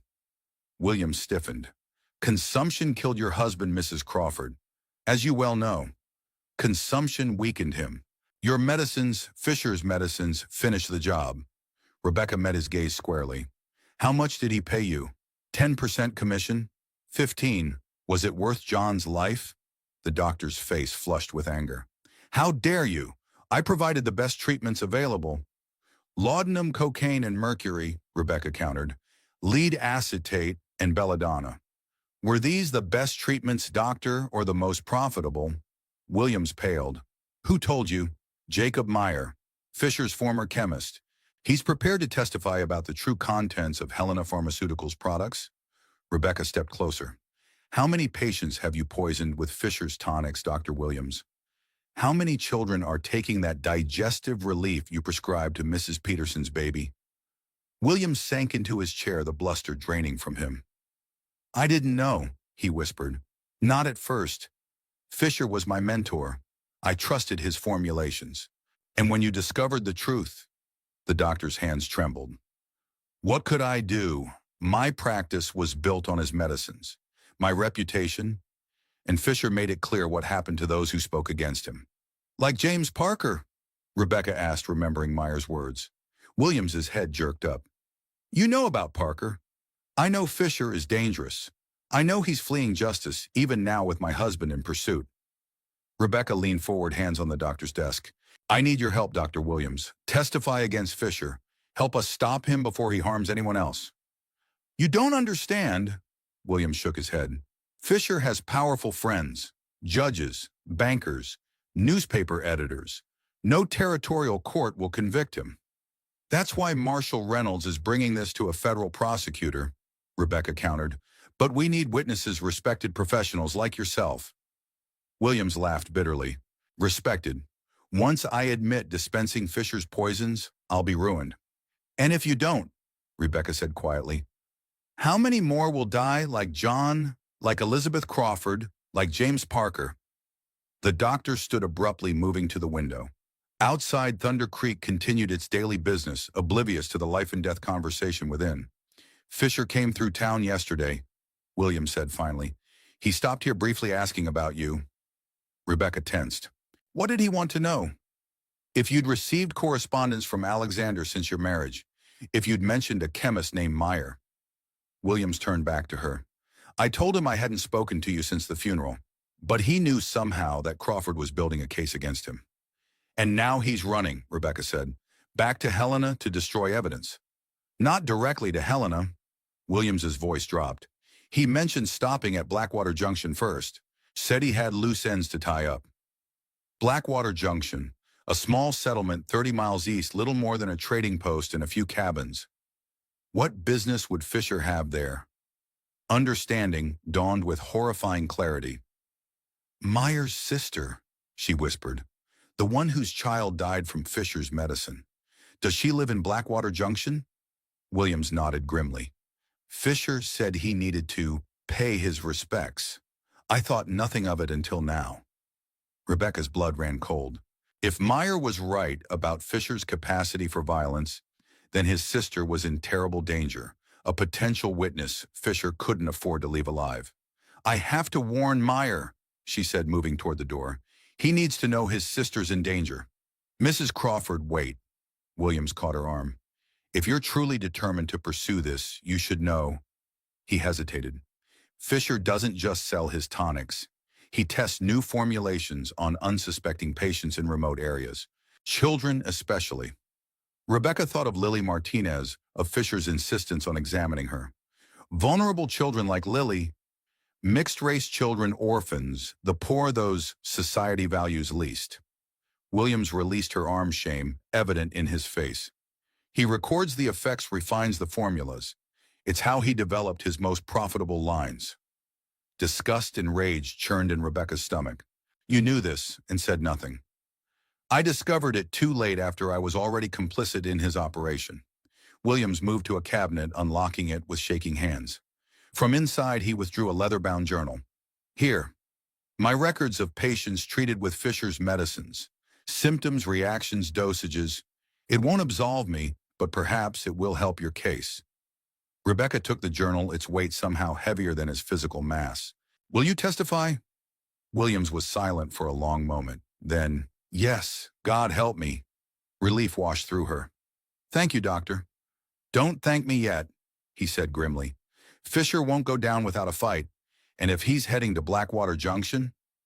Rebecca didn't need him to finish the thought. She hurried from the office, the journal clutched tightly under her arm, the weight of the Derringer in her pocket suddenly reassuring. Meyer was waiting at the general store, his expression anxious. The marshal arrived an hour ago, he said without preamble. He's already ridden out to the ranch. Then we missed him, Rebecca said. But we have bigger concerns. Fisher is heading to Blackwater Junction. Meyer's face drained of color. Hannah, my sister. Williams confirmed it. Fisher plans to tie up loose ends there. Oh, God. Meyer swayed on his feet. We have to warn her. There's a mail coach to Blackwater in 30 minutes, Rebecca said. We'll be there by mid-afternoon. Meyer clutched his satchel like a lifeline. Mrs. Crawford, you don't need to involve yourself further. This is my family, my responsibility. Fisher made it my responsibility when he poisoned my husband, Rebecca said firmly. Besides, we're stronger together. The young chemist studied her for a moment, then nodded. Alexander said you were remarkable. Now I see why. They purchased tickets for the Blackwater Junction coach, then waited in tense silence. Rebecca wrote a hasty note to the marshal, explaining their discovery and destination, leaving it with the station master to deliver to the ranch. As they boarded the coach, Rebecca felt a strange calm descend. For months after John's death, she'd been adrift, struggling merely to survive. Now she had purpose, a wrong to right, justice, to secure, lives to save. The coach lurched forward, carrying them east toward Blackwater Junction and toward Fisher, who had already proven his willingness to kill to protect his secrets. Rebecca touched the Derringer in her pocket. She prayed she wouldn't need it, but for the first time in her life, she was prepared to use a weapon if necessary. Some evils, she had learned, could only be stopped with force. Beside her, Meyer clutched his satchel of evidence, his face set in lines of determination that matched her own. Two unlikely allies bound by loss, and the search for justice racing against a killer who didn't yet know they were coming. Blackwater Junction appeared through the coach window as little more than a cluster of rough buildings huddled against the vast Montana sky. A trading post, a stable, a small church, and a scatter of cabins made up the entire settlement. In the distance, a creek, presumably the Blackwater of the name, wound through cottonwood trees, just beginning to leaf out in the spring warmth. Which one is your sister's house? Rebecca asked as the coach slowed.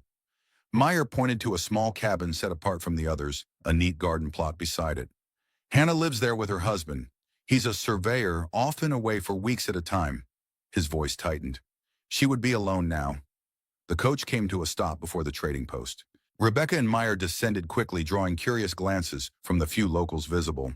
Strangers were uncommon in such an isolated place. We should hurry, Meyer said, already striding toward the cabin. If Fisher's been here... Rebecca matched his pace, scanning the settlement for any sign of the doctor or his distinctive wagon. She saw nothing unusual, just the normal quiet of a frontier outpost in mid-afternoon. They reached the cabin's small porch. Meyer knocked urgently. Hannah, it's Jacob. Open up. Silence greeted them. Meyer knocked again, harder this time. Hannah. No response. Meyer tried the door. It swung open, easily unlocked. He and Rebecca exchanged alarmed glances before stepping inside.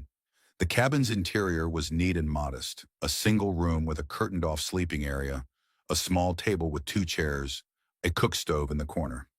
Everything was in perfect order. Too perfect, Rebecca thought, as if no one lived here at all. Hannah, Meyer called, moving toward the curtained alcove. Are you here?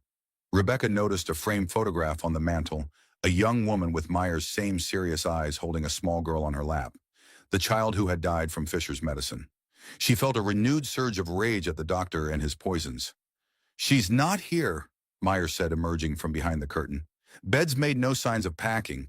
She wouldn't have left without telling me she was going somewhere.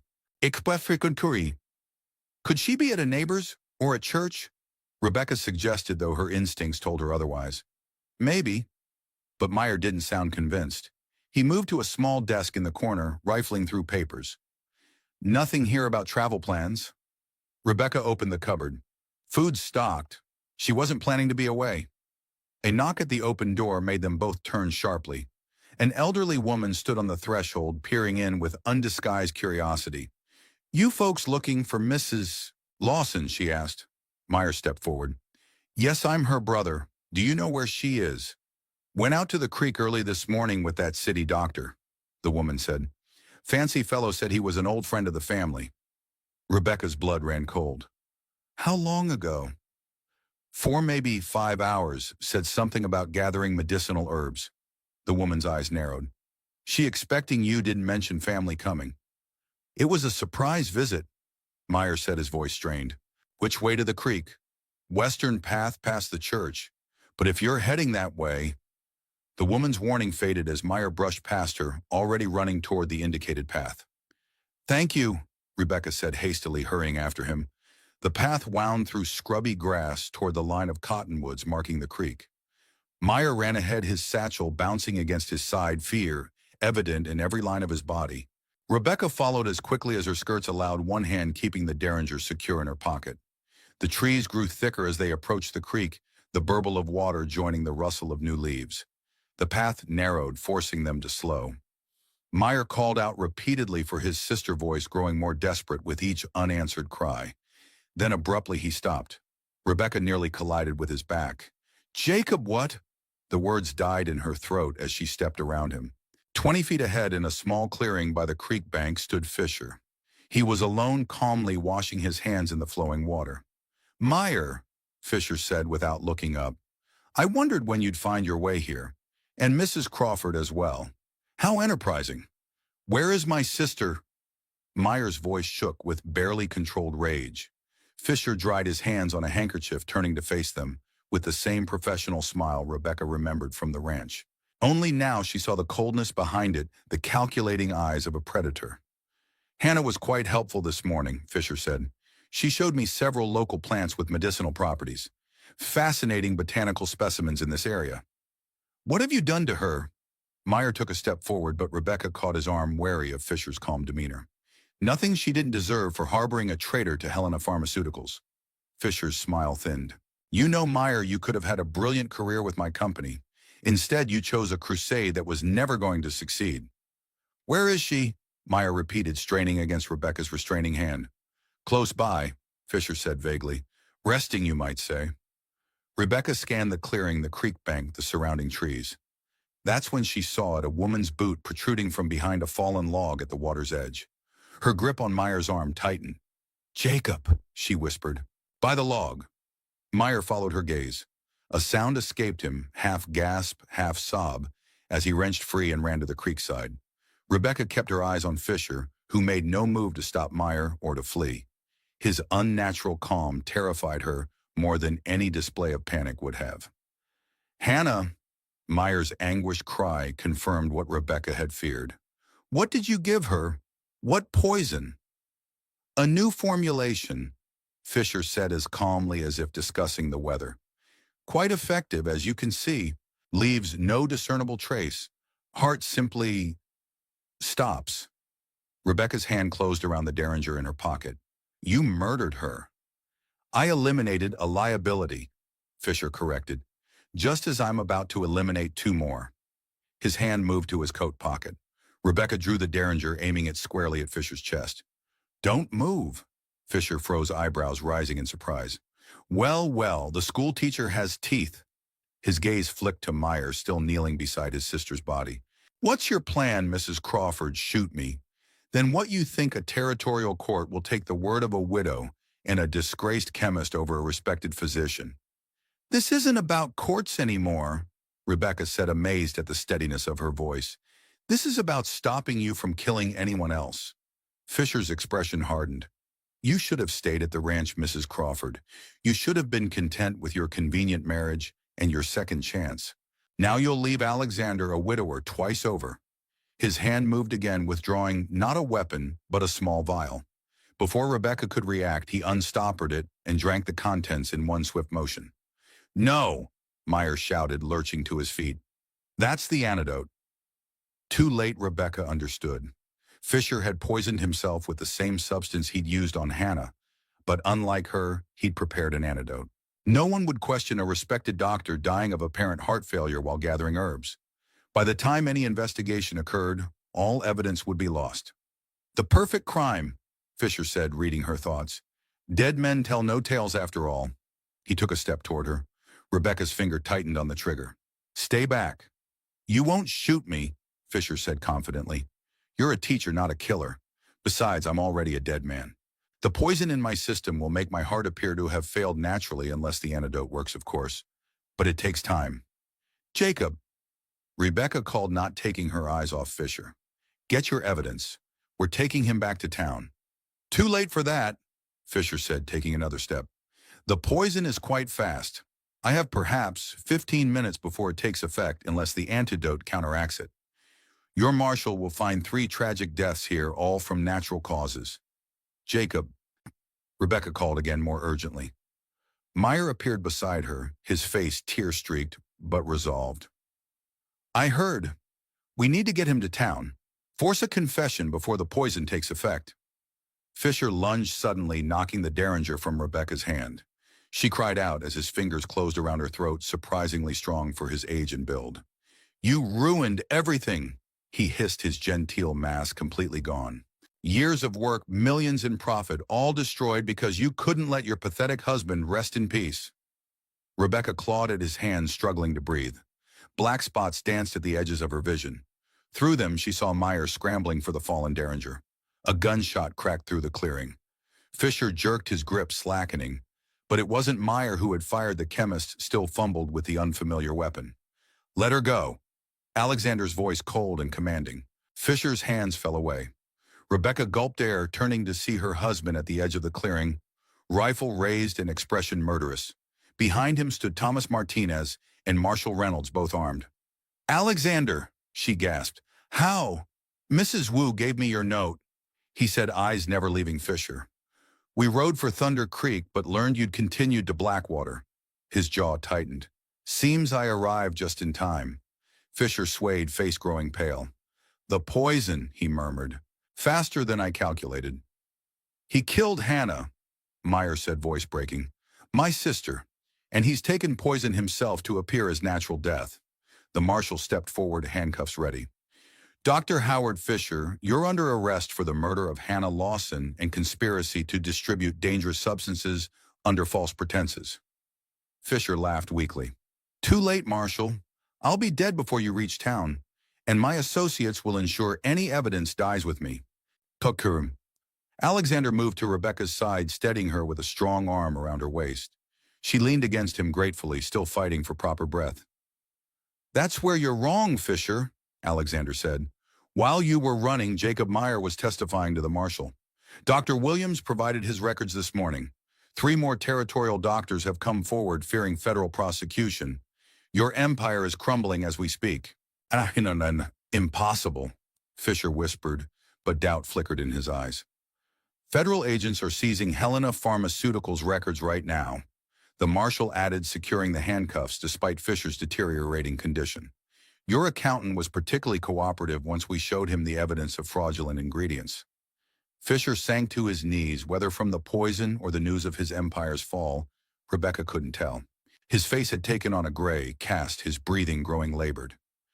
"The antidote," he gasped. "In my bag, by the creek." Alexander's arm tightened around Rebecca. "Let him suffer the fate he dealt to others." "No," Rebecca said softly. Get the antidote. He needs to stand trial. The world needs to know what he did. Meyer was already retrieving Fisher's bag, his movements, mechanical grief temporarily subsumed by purpose. He found another vial similar to the one Fisher had drunk. This is it, a larger dose than he took initially. Meyer hesitated, looking at his sister's still form. He doesn't deserve mercy. It's not mercy, Rebecca said. It's justice. After a long moment, Meyer nodded. He administered the antidote while the marshal held Fisher upright. The doctor's color gradually improved, though he remained weak. You should have let me die, Fisher said bitterly. What comes next will be worse. Yes, Alexander agreed. It will be. And Tafrenfam. As the marshal and Thomas led Fisher away, Alexander turned to Rebecca, examining the bruises forming on her throat. You promised Mrs. Wu you'd be careful, he said, his gentle touch belying the sharpness of his words. I was, Rebecca defended weakly, until Fisher tried to kill me. You could have died, his voice caught. Again I almost lost. She silenced him with a finger to his lips. But you didn't. You found me. Always, he said simply. Meyer stood nearby, staring at his sister's body grief etched in every line of his face. Rebecca moved to him, laying a hand on his shoulder. I'm so sorry, Jacob. He nodded, unable to speak. We'll ensure she receives a proper burial, Alexander said, joining them, and that her testimony through you helps convict Fisher. Meyer straightened, wiping his eyes. It won't bring her back, or her daughter, or your wife, or Rebecca's husband. No, Alexander agreed, but it will stop Fisher from creating more victims. Together, they carried Hannah's body back to the settlement, where the local preacher received it with solemn promises of care. The marshal had already departed, with Fisher racing toward Helena and the federal prosecutor waiting there. As they prepared to return to the ranch, Rebecca found herself suddenly exhausted, the events of the day catching up to her. Alexander noticed immediately, lifting her into the saddle of his horse before mounting behind her. I can ride alone, she protested weakly. I know, he said, arms secure around her, but I'm not inclined to let you out of my sight just yet. She relaxed against him, feeling the steady beat of his heart against her back. I almost got myself killed today. Yes. His arms tightened fractionally. Try not to make a habit of it. Despite everything, the danger, the grief, the lingering horror of Fisher's crimes, Rebecca felt a bubble of laughter rise. I'll do my best. As they rode away from Blackwater Junction, the setting sun painted the landscape in hues of gold and crimson. A beautiful ending to a terrible day. Rebecca thought of Hannah, of Elizabeth, of John, lives cut short by one man's greed. But she also thought of the lives that would now be saved. Children who wouldn't consume Fisher's poisons. Families who wouldn't be torn apart as hers had been. It wasn't a perfect justice, but it was something. They rode in silence for a time, the rhythm of the horse's hooves a soothing counterpoint to her tumultuous thoughts. Finally, Alexander spoke.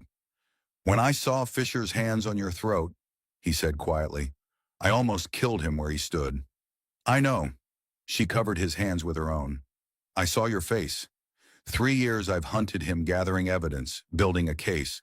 I wanted justice through the courts, wanted his name and reputation destroyed as publicly as possible. He drew a shuddering breath. But in that moment, none of it mattered. Only you. Rebecca twisted to see his face, finding naked emotion there that stole her breath more effectively than Fisher's hands had. I've been afraid to say it, she admitted, afraid it somehow dishonored John's memory. But I can't be afraid anymore. She touched his cheek. I love you, Alexander, not out of convenience or gratitude, but truly, completely. He pulled the horse to a halt, turning her fully in the saddle to face him.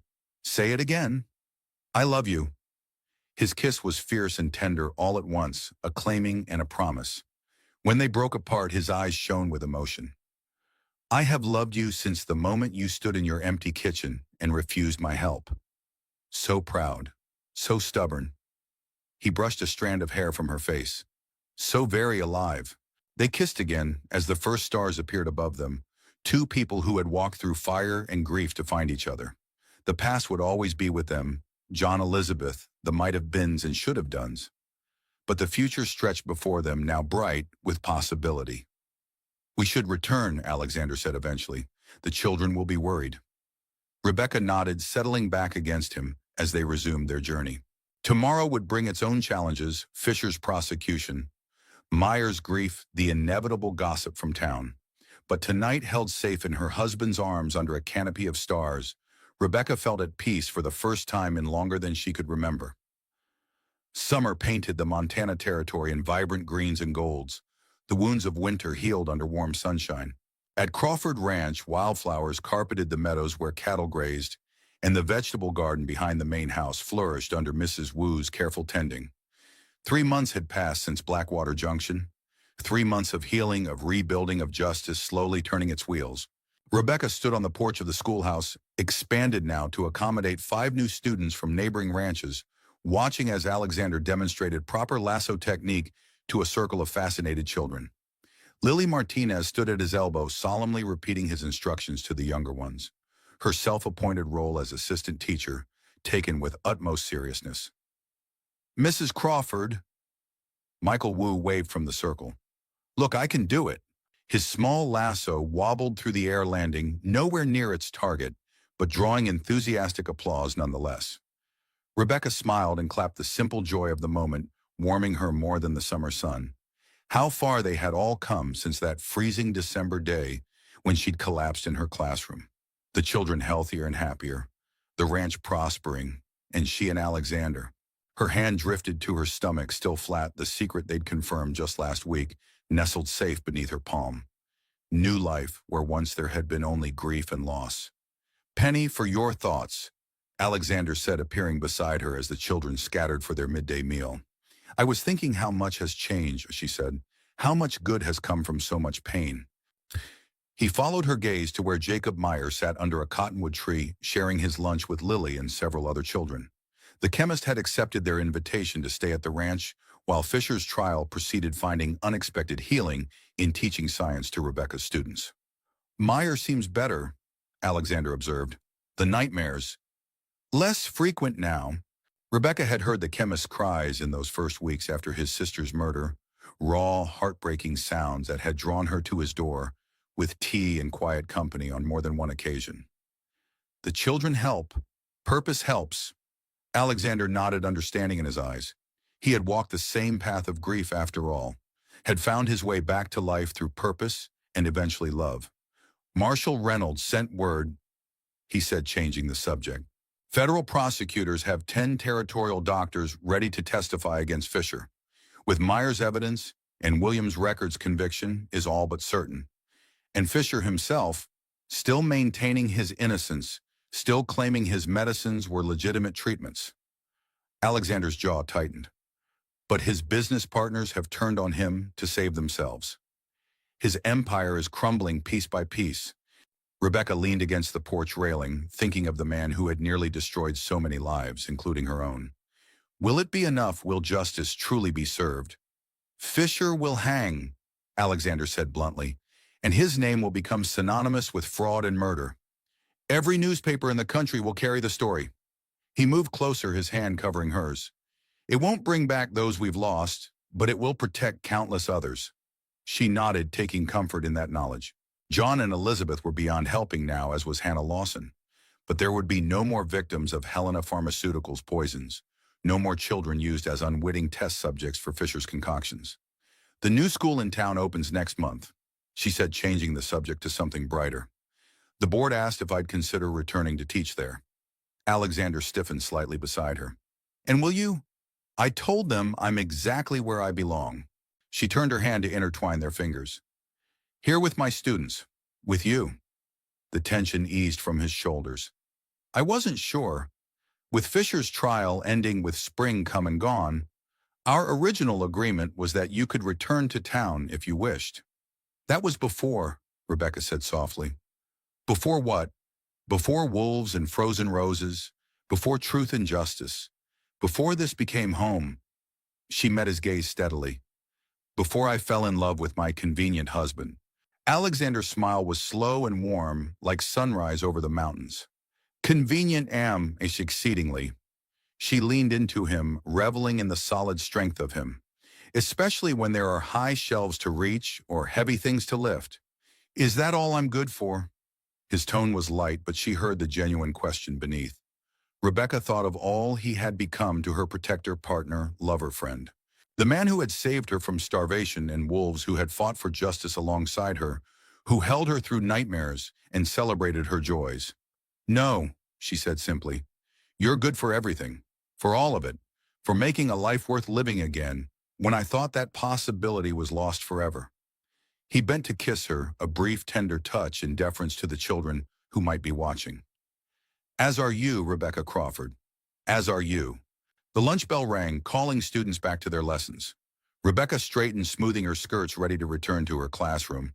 But Alexander caught her hand, holding her back momentarily. "There's something I've been meaning to ask," he said, suddenly hesitant. "Something I've been thinking about since Blackwater Junction." "Yes. Our marriage," he began. "It started as an arrangement. Practical. Convenient." Rebecca nodded, unsure where he was leading. "I thought—" He cleared his throat. "That is, if you were amenable, I'd like to do it properly now. A real ceremony. Not for the town's benefit or to protect your reputation, but for us. Because I love you and I want to make those vows again with an honest heart." Tears sprang to Rebecca's eyes, unexpected and swift. "Alexander Crawford, are you proposing to your own wife?" "I am." He looked momentarily abashed, then determined. "Is that so strange?" "No," she said, blinking back tears. "It's perfect. Yes. Yes, I would like that, very much." His smile was brilliant, years falling away from his face. For a moment she glimpsed the man he must have been before grief and revenge hardened him, the young ranch owner full of dreams who had first brought Elizabeth to this place. "I should return to my class," she said reluctantly. "Geography waits for no woman, not even one being proposed to by her husband." Alexander laughed, the sound as rare and precious as the love they'd found. "Go teach. I'll be here when you're finished." As she walked back to her classroom, Rebecca felt a lightness that had nothing to do with the summer air, and everything to do with the man watching her go, with the child growing beneath her heart, with the future stretching bright before them. Life had taken so much from her, from them both. But in its mysterious way, it had given back more than she could have imagined on that frozen December day when she'd collapsed in her classroom alone and dying by inches. Now she was surrounded by children eager to learn, by a community that had become family, by a love that had bloomed against all odds like roses in winter. The territorial courthouse in Helena buzzed with tension. Every seat was filled, spectators standing 3 deep along the walls, reporters from newspapers as far away as Chicago and St. Louis, scribbling furiously in their notebooks.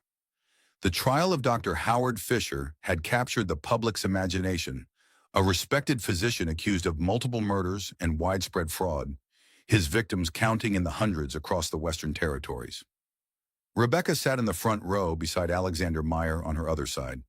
Behind them sat Dr. Williams, Thomas Martinez, Marshall Reynolds, and a dozen other witnesses who had traveled to Helena to testify.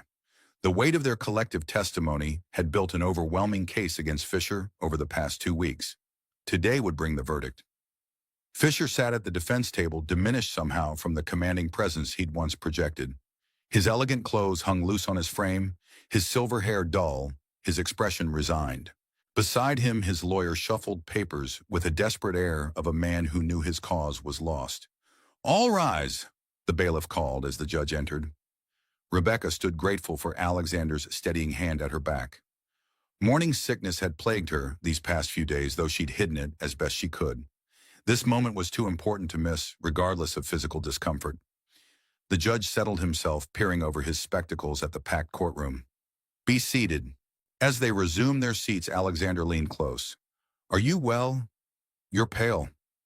"I'm fine," she whispered, "just anxious for this to be finished."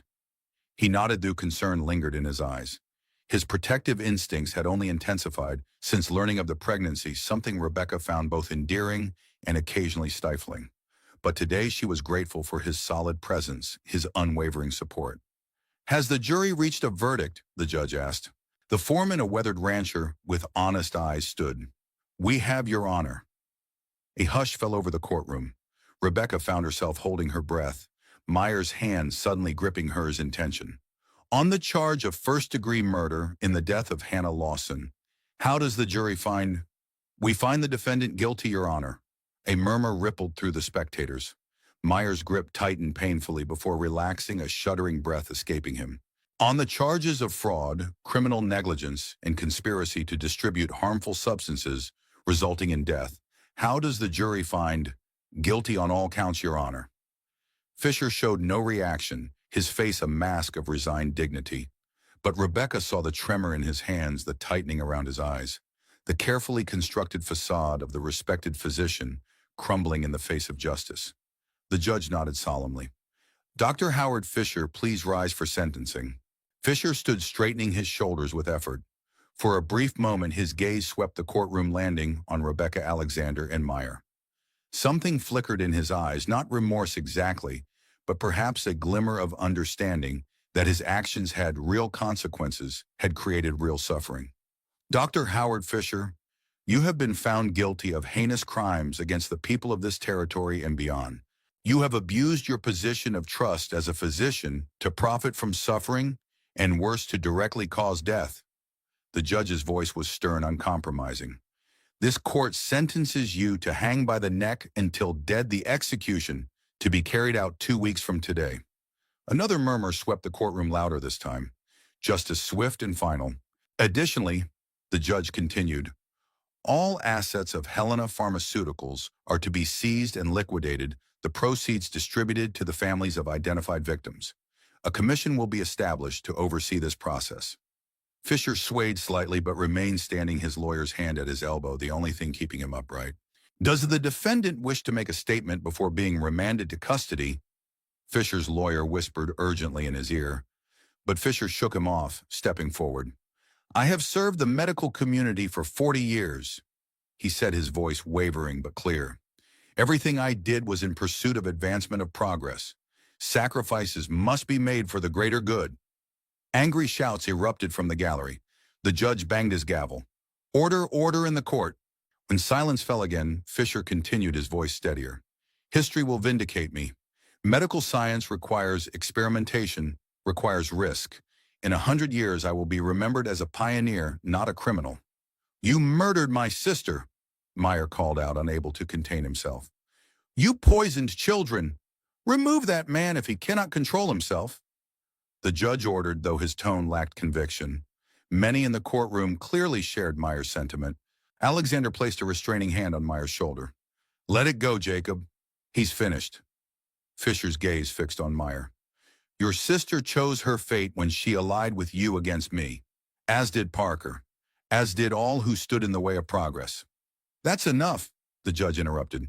Bailiff removed the prisoner to his cell. Court is adjourned. As Fisher was led away, he passed directly before Rebecca.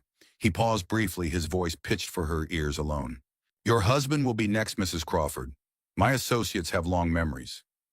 Before she could respond, he was gone, escorted from the courtroom between 2 armed guards. Alexander was immediately on alert. What did he say to you? Rebecca hesitated.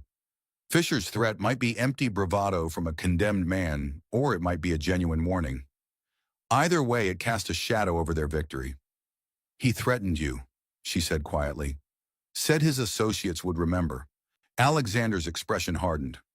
His associates are being rounded up across the territory. Williams has provided names of every doctor involved in Fisher's network. The federal prosecutors are building cases against them all. And his financial backers, the powerful friends he claimed to have, are distancing themselves as quickly as possible now that his crimes are public. Alexander took her hand. It's over, Rebecca. Fisher can't hurt anyone else. She wanted to believe him. Looking around the courtroom at the faces of those who had suffered from Fisher's crimes, Meyer, the families of victims, even Dr. Williams, whose complicity had cost him his practice and reputation, she saw relief, vindication, closure. Yet Fisher's final threat lingered in her mind as they left the courthouse, stepping into the bright Montana sunshine.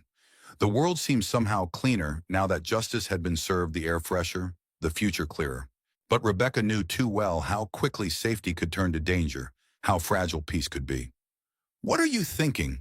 Alexander asked as they walked toward their hotel, Meyer a few paces ahead, lost in his own thoughts. That it seems too neat somehow, she admitted. Too finished. Justice often feels that way, he said. Incomplete despite the verdict. She nodded, understanding what he meant. Fisher would hang, his business would be dismantled. His victims would receive some compensation. But nothing would bring back Hannah Lawson or Elizabeth or John or the countless others who had suffered and died because of his greed. What happens now? She asked. We go home, Alexander said simply. We live. We teach our children, all of them. His hand brushed her stomach, a gesture of tenderness that made her breath catch. We honor the dead by living well. Schirmer. And Meyer. What becomes of him?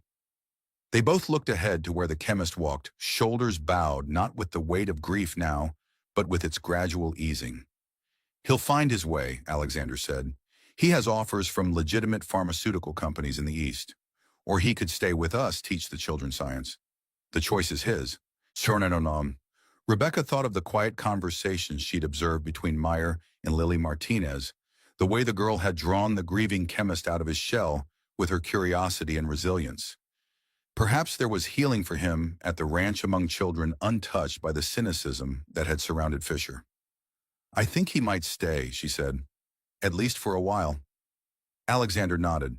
I hope so. The children have grown fond of him, and he needs family now more than ever. Family. The word warmed her.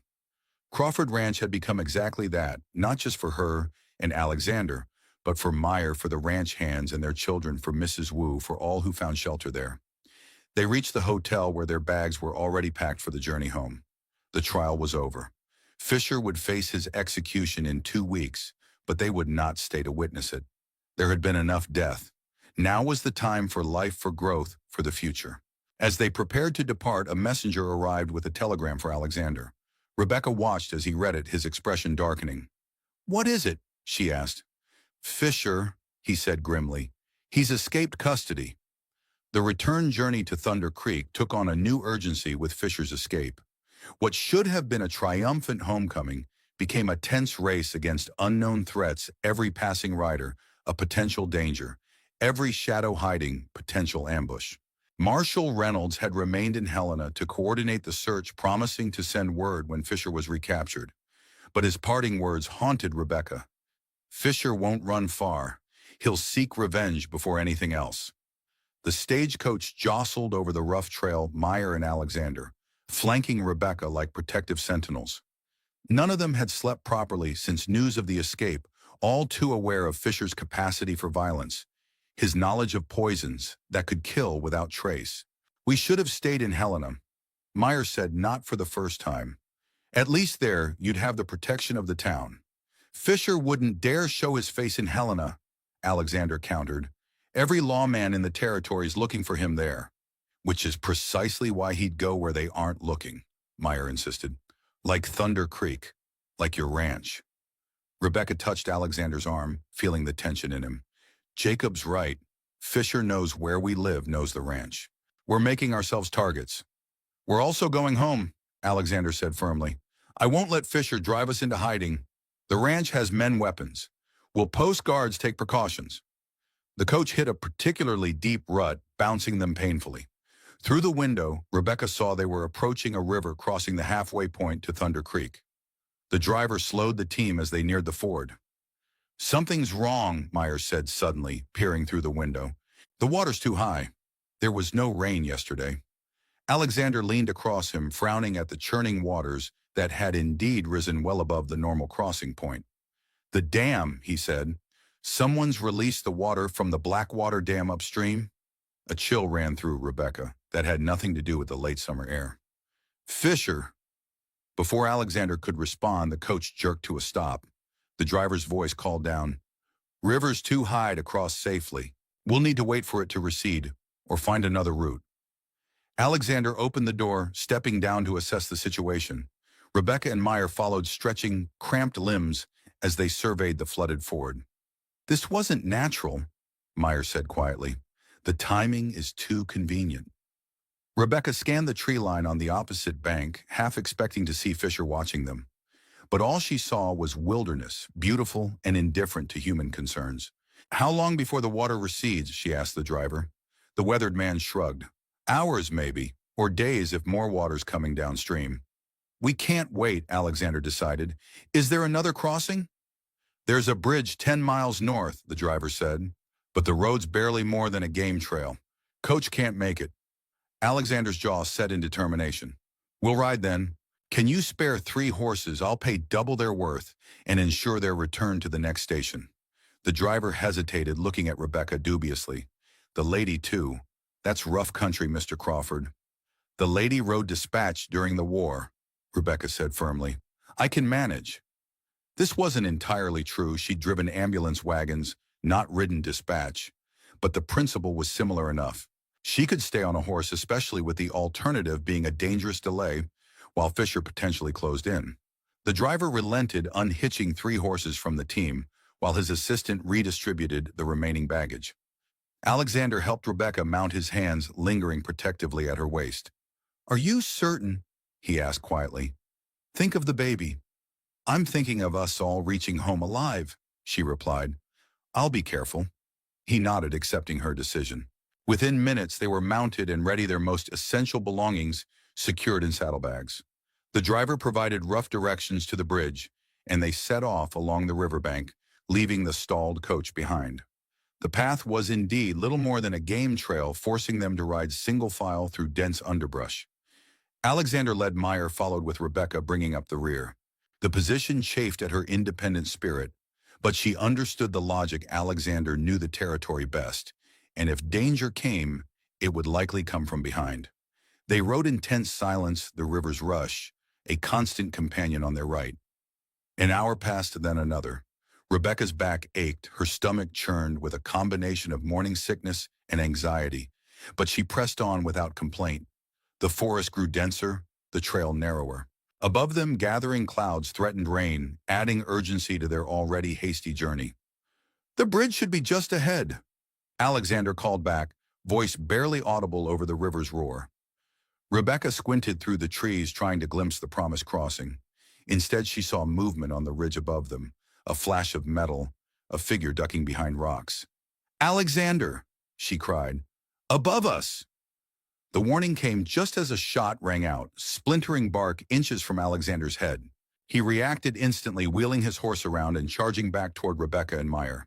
Into the trees, he shouted. Away from the river. They spurred their mounts off the trail, plunging into the thick forest as more shots followed, kicking up dirt around them. Rebecca's horse reared in panic, nearly unseating her. She clutched the saddle horn, heart pounding as she fought to control the animal. Rebecca! Alexander was beside her in an instant, steadying her mount with a firm hand. Stay low. Follow Meyer. The chemist had already disappeared deeper into the forest, seeking cover among the pines. Rebecca nodded, bending low over her horse's neck as Alexander had instructed. Together they pursued Meyer, branches whipping past them, hooves thundering over pine needles. The gunfire ceased as they moved away from the river, but Rebecca took no comfort in the silence. Fisher had found them, had nearly succeeded in ambushing them at the crossing. He must have released the water from the dam, forcing them onto this isolated trail where he could attack without witnesses. They caught up to Meyer in a small clearing, his face pale with shock. Was that Fisher? Alexander confirmed grimly. Or someone working for him. What now? Rebecca asked, trying to keep her voice steady despite the fear coursing through her. We can't go back to the coach. The bridge might be watched too. Alexander dismounted, moving to check Rebecca's horse for injuries. Finding none, he helped her down, his hands gentle, despite the urgency of their situation. We need to circle around, he decided. Find another crossing point, or better yet, reach the ranch from the north. That's another day's ride at least, Meyer objected, through wilderness with Fisher hunting us. Better than waiting for him to try again. Alexander unstrapped his rifle from his saddle, checking it methodically. He'll expect us to retreat to the coach or continue to the bridge. We'll do neither. Rebecca rubbed her lower back, trying to ease the ache from the hard ride. I agree with Alexander. Fisher knows these roads, these routes. Our best chance is to avoid them entirely. Meyer looked skeptical but nodded his agreement. Which way? Alexander pointed north, deeper into the forested hills. There's an old trapper's cabin about 5 miles that way. We can rest there, continue at first light. As they remounted, Rebecca caught Alexander watching her with concern. I'm fine, she assured him before he could ask. Just tired. His expression said he didn't fully believe her, but he didn't press the issue. Stay close, both of you. They rode single file once more, Alexander leading them on a winding path through the trees, careful to avoid leaving obvious tracks. The light began to fade as afternoon deepened toward evening, the forest growing darker beneath the canopy. Rebecca focused on staying upright, on following Meyer's back, on ignoring the growing discomfort in her abdomen. The baby, she told herself. Just the baby protesting the unaccustomed activity. But a small voice whispered that it might be something else, something worse. By the time the cabin came into view, a low, sturdy structure nestled against a rocky outcropping, Rebecca was fighting waves of nausea. She dismounted shakily, Alexander at her side instantly. Rebecca. Alarm sharpened his voice. What's wrong? Just tired, she repeated, but even to her own ears, the words lacked conviction. His hand found her forehead, checking for fever. You're pale as milk. Meyer checked the cabin. Make sure it's secure. As the chemist hurried to obey, Alexander led Rebecca to a fallen log, easing her down gently. Tell me the truth now. Is it the baby? She pressed a hand to her stomach, feeling a sharp cramp that made her wince. I don't know. There's pain.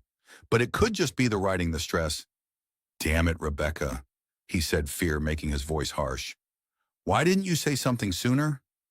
Because we needed to escape Fisher, she said simply.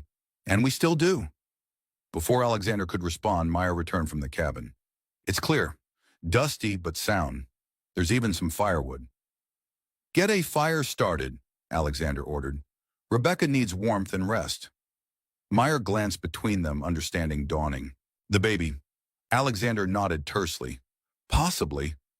As Meyer hurried back to the cabin, Alexander scooped Rebecca into his arms despite her protest. You should have told me, he said, carrying her toward the shelter. And what would you have done differently? She challenged.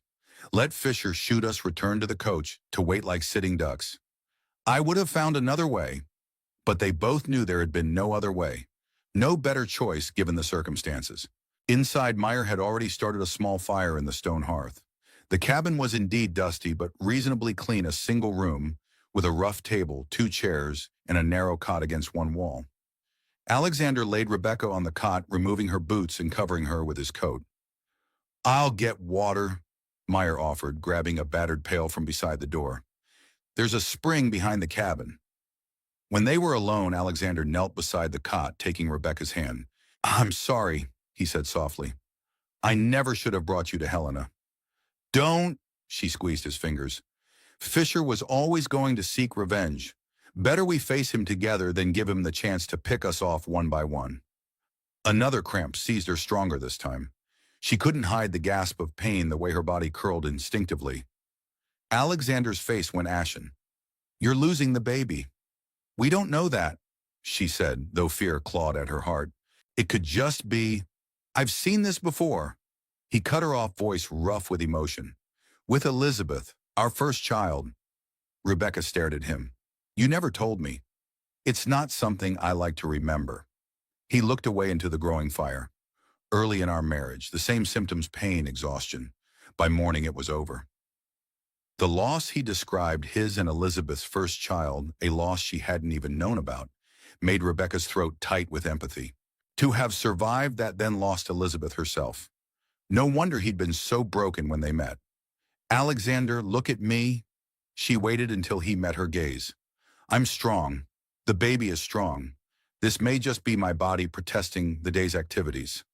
And if it's not, the raw fear in his voice stripped away all pretense. If I lose you both, you won't, she said with more conviction than she felt. But even if the worst happens, you won't lose me. I promise you that. Sidronon. Meyer returned with water, his arrival preventing further conversation. He'd filled the pail and found some wild herbs that might help with pain, not a trained physician, but knowledgeable enough about plant properties to be useful. Alexander retreated to secure the horses while Meyer made a simple tea. Rebecca sipped it gratefully, the warmth and mild sedative effect easing her discomfort somewhat. How bad is it? Meyer asked quietly when Alexander was out of earshot. I don't know, she admitted. The cramps come and go. I'm not bleeding. The last word emerged as a whisper, the fear she'd been suppressing finding voice. Meyer nodded understanding without her having to elaborate. That's good. Rest is what you need most now? And safety, she added, which we don't have as long as Fisher's out there. Crawford will keep us safe, Meyer said with surprising confidence. I've seen how he looks at you. What he'd do for you. Shawum. Rebecca thought of Alexander's face when he'd found Fisher strangling her at Blackwater Junction. The cold fury and desperate fear mingled there. Yes, she said softly. I know exactly what he'd do. The door opened as Alexander returned, bringing with him the scent of pine and approaching rain. Storm's coming, he reported. Should cover our tracks at least. He moved to check the cabin's single window, ensuring the wooden shutters were secure. I'll take first watch, he said. Meyer, you sleep. I'll wake you in 4 hours. And you, Rebecca asked. When will you rest? Later. The set of his jaw told her argument would be futile. As night fell, fully rain began to patter on the cabin roof, a soothing rhythm that belied their dangerous situation. Meyer curled up on his bedroll near the fire exhaustion, quickly pulling him into slumber. Alexander sat by the door, rifle across his knees, gaze alternating between the window and Rebecca. Despite her fear, despite the occasional cramping pain, Rebecca found her eyes growing heavy.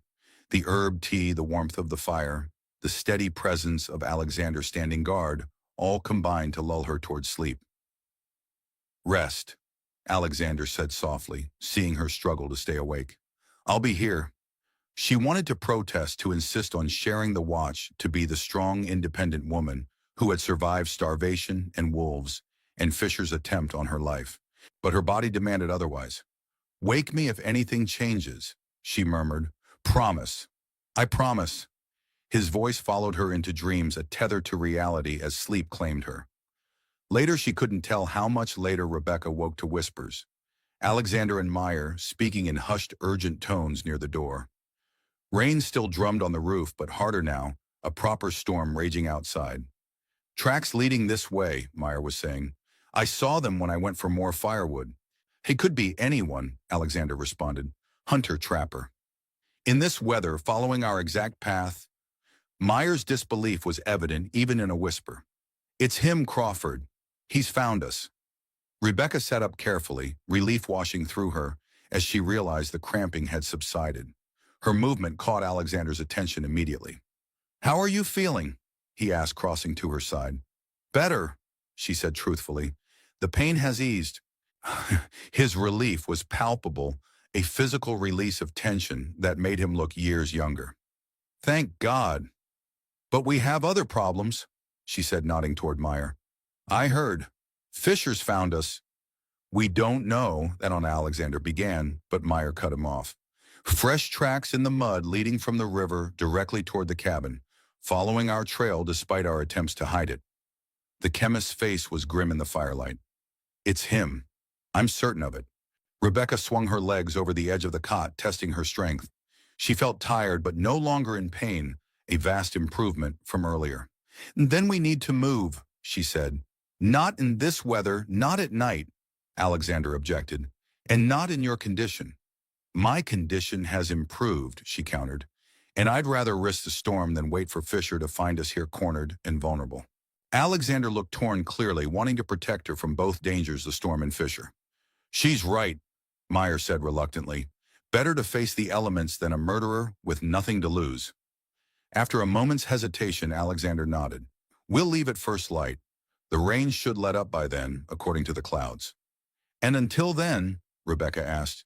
We prepare, he said simply, and we watch. Dawn arrived with grudging reluctance, gray light seeping through the cabin's shuttered window. The rain had indeed eased to a gentle drizzle, the worst of the storm passed during the night. Rebecca sat on the edge of the cot, braiding her hair with practiced efficiency. She had slept fitfully after their midnight conversation, waking every hour to check on Alexander, to monitor her own body for signs of trouble. The cramping had not returned, a blessing she didn't dare examine too closely, lest hope give way to disappointment. How are you feeling? Alexander asked, kneeling before her to help with her boots. Well enough to put on my own boots, she said with a small smile, though she didn't stop him. His hands were gentle as he guided the worn leather over her feet. The pain. Gone for now. She covered his hands with hers. I think the baby is fine, Alexander. I truly do. He nodded, wanting to believe her. We'll have Dr. Bennett examine you when we reach the ranch, just to be certain. Dr. Bennett was the new physician in Thunder Creek, a young woman trained in Philadelphia who had taken over William's practice after his disgrace. Rebecca had met her only once, but had been impressed by her straightforward manner and genuine concern for her patients. Agreed, she said, but first we need to reach home. Meyer appeared in the doorway, damp from scouting outside. No fresh tracks, he reported. Rain washed everything away. Including ours, I hope, Alexander said, standing. Are the horses ready? Meyer nodded. Saddled and waiting, but I'm concerned about the terrain. The storm will have turned the trails to mud. Slow going, especially. He glanced at Rebecca, not finishing the thought. Especially for a woman who might be miscarrying, she supplied bluntly. I appreciate the concern, Jacob, but I'm quite capable of judging my own limits. Alexander intervened before Meyer could respond. We'll take it slowly. There's a route through the western ridge that should be more sheltered from the rain, less likely to have washed out. Longer, though, Meyer pointed out. But safer, Alexander countered, both from the elements and from Fisher if he's still tracking us. Rebecca stood satisfied when no pain accompanied the movement. The western route, then. How long? If we push, we could reach the ranch by nightfall. Alexander gathered their few belongings, his movements efficient and practiced. Ready! Rebecca nodded, accepting the coat he held out. Outside, the world was washed clean by the night's storm, pine trees glistening with raindrops, the forest floor soft and springy with wet needles. Their horses stood patiently beneath a lean-to beside the cabin, seemingly rested despite the night's tumult. I'll lead, Alexander said, helping Rebecca mount. Meyer, take the rear this time. Keep watching our back trail.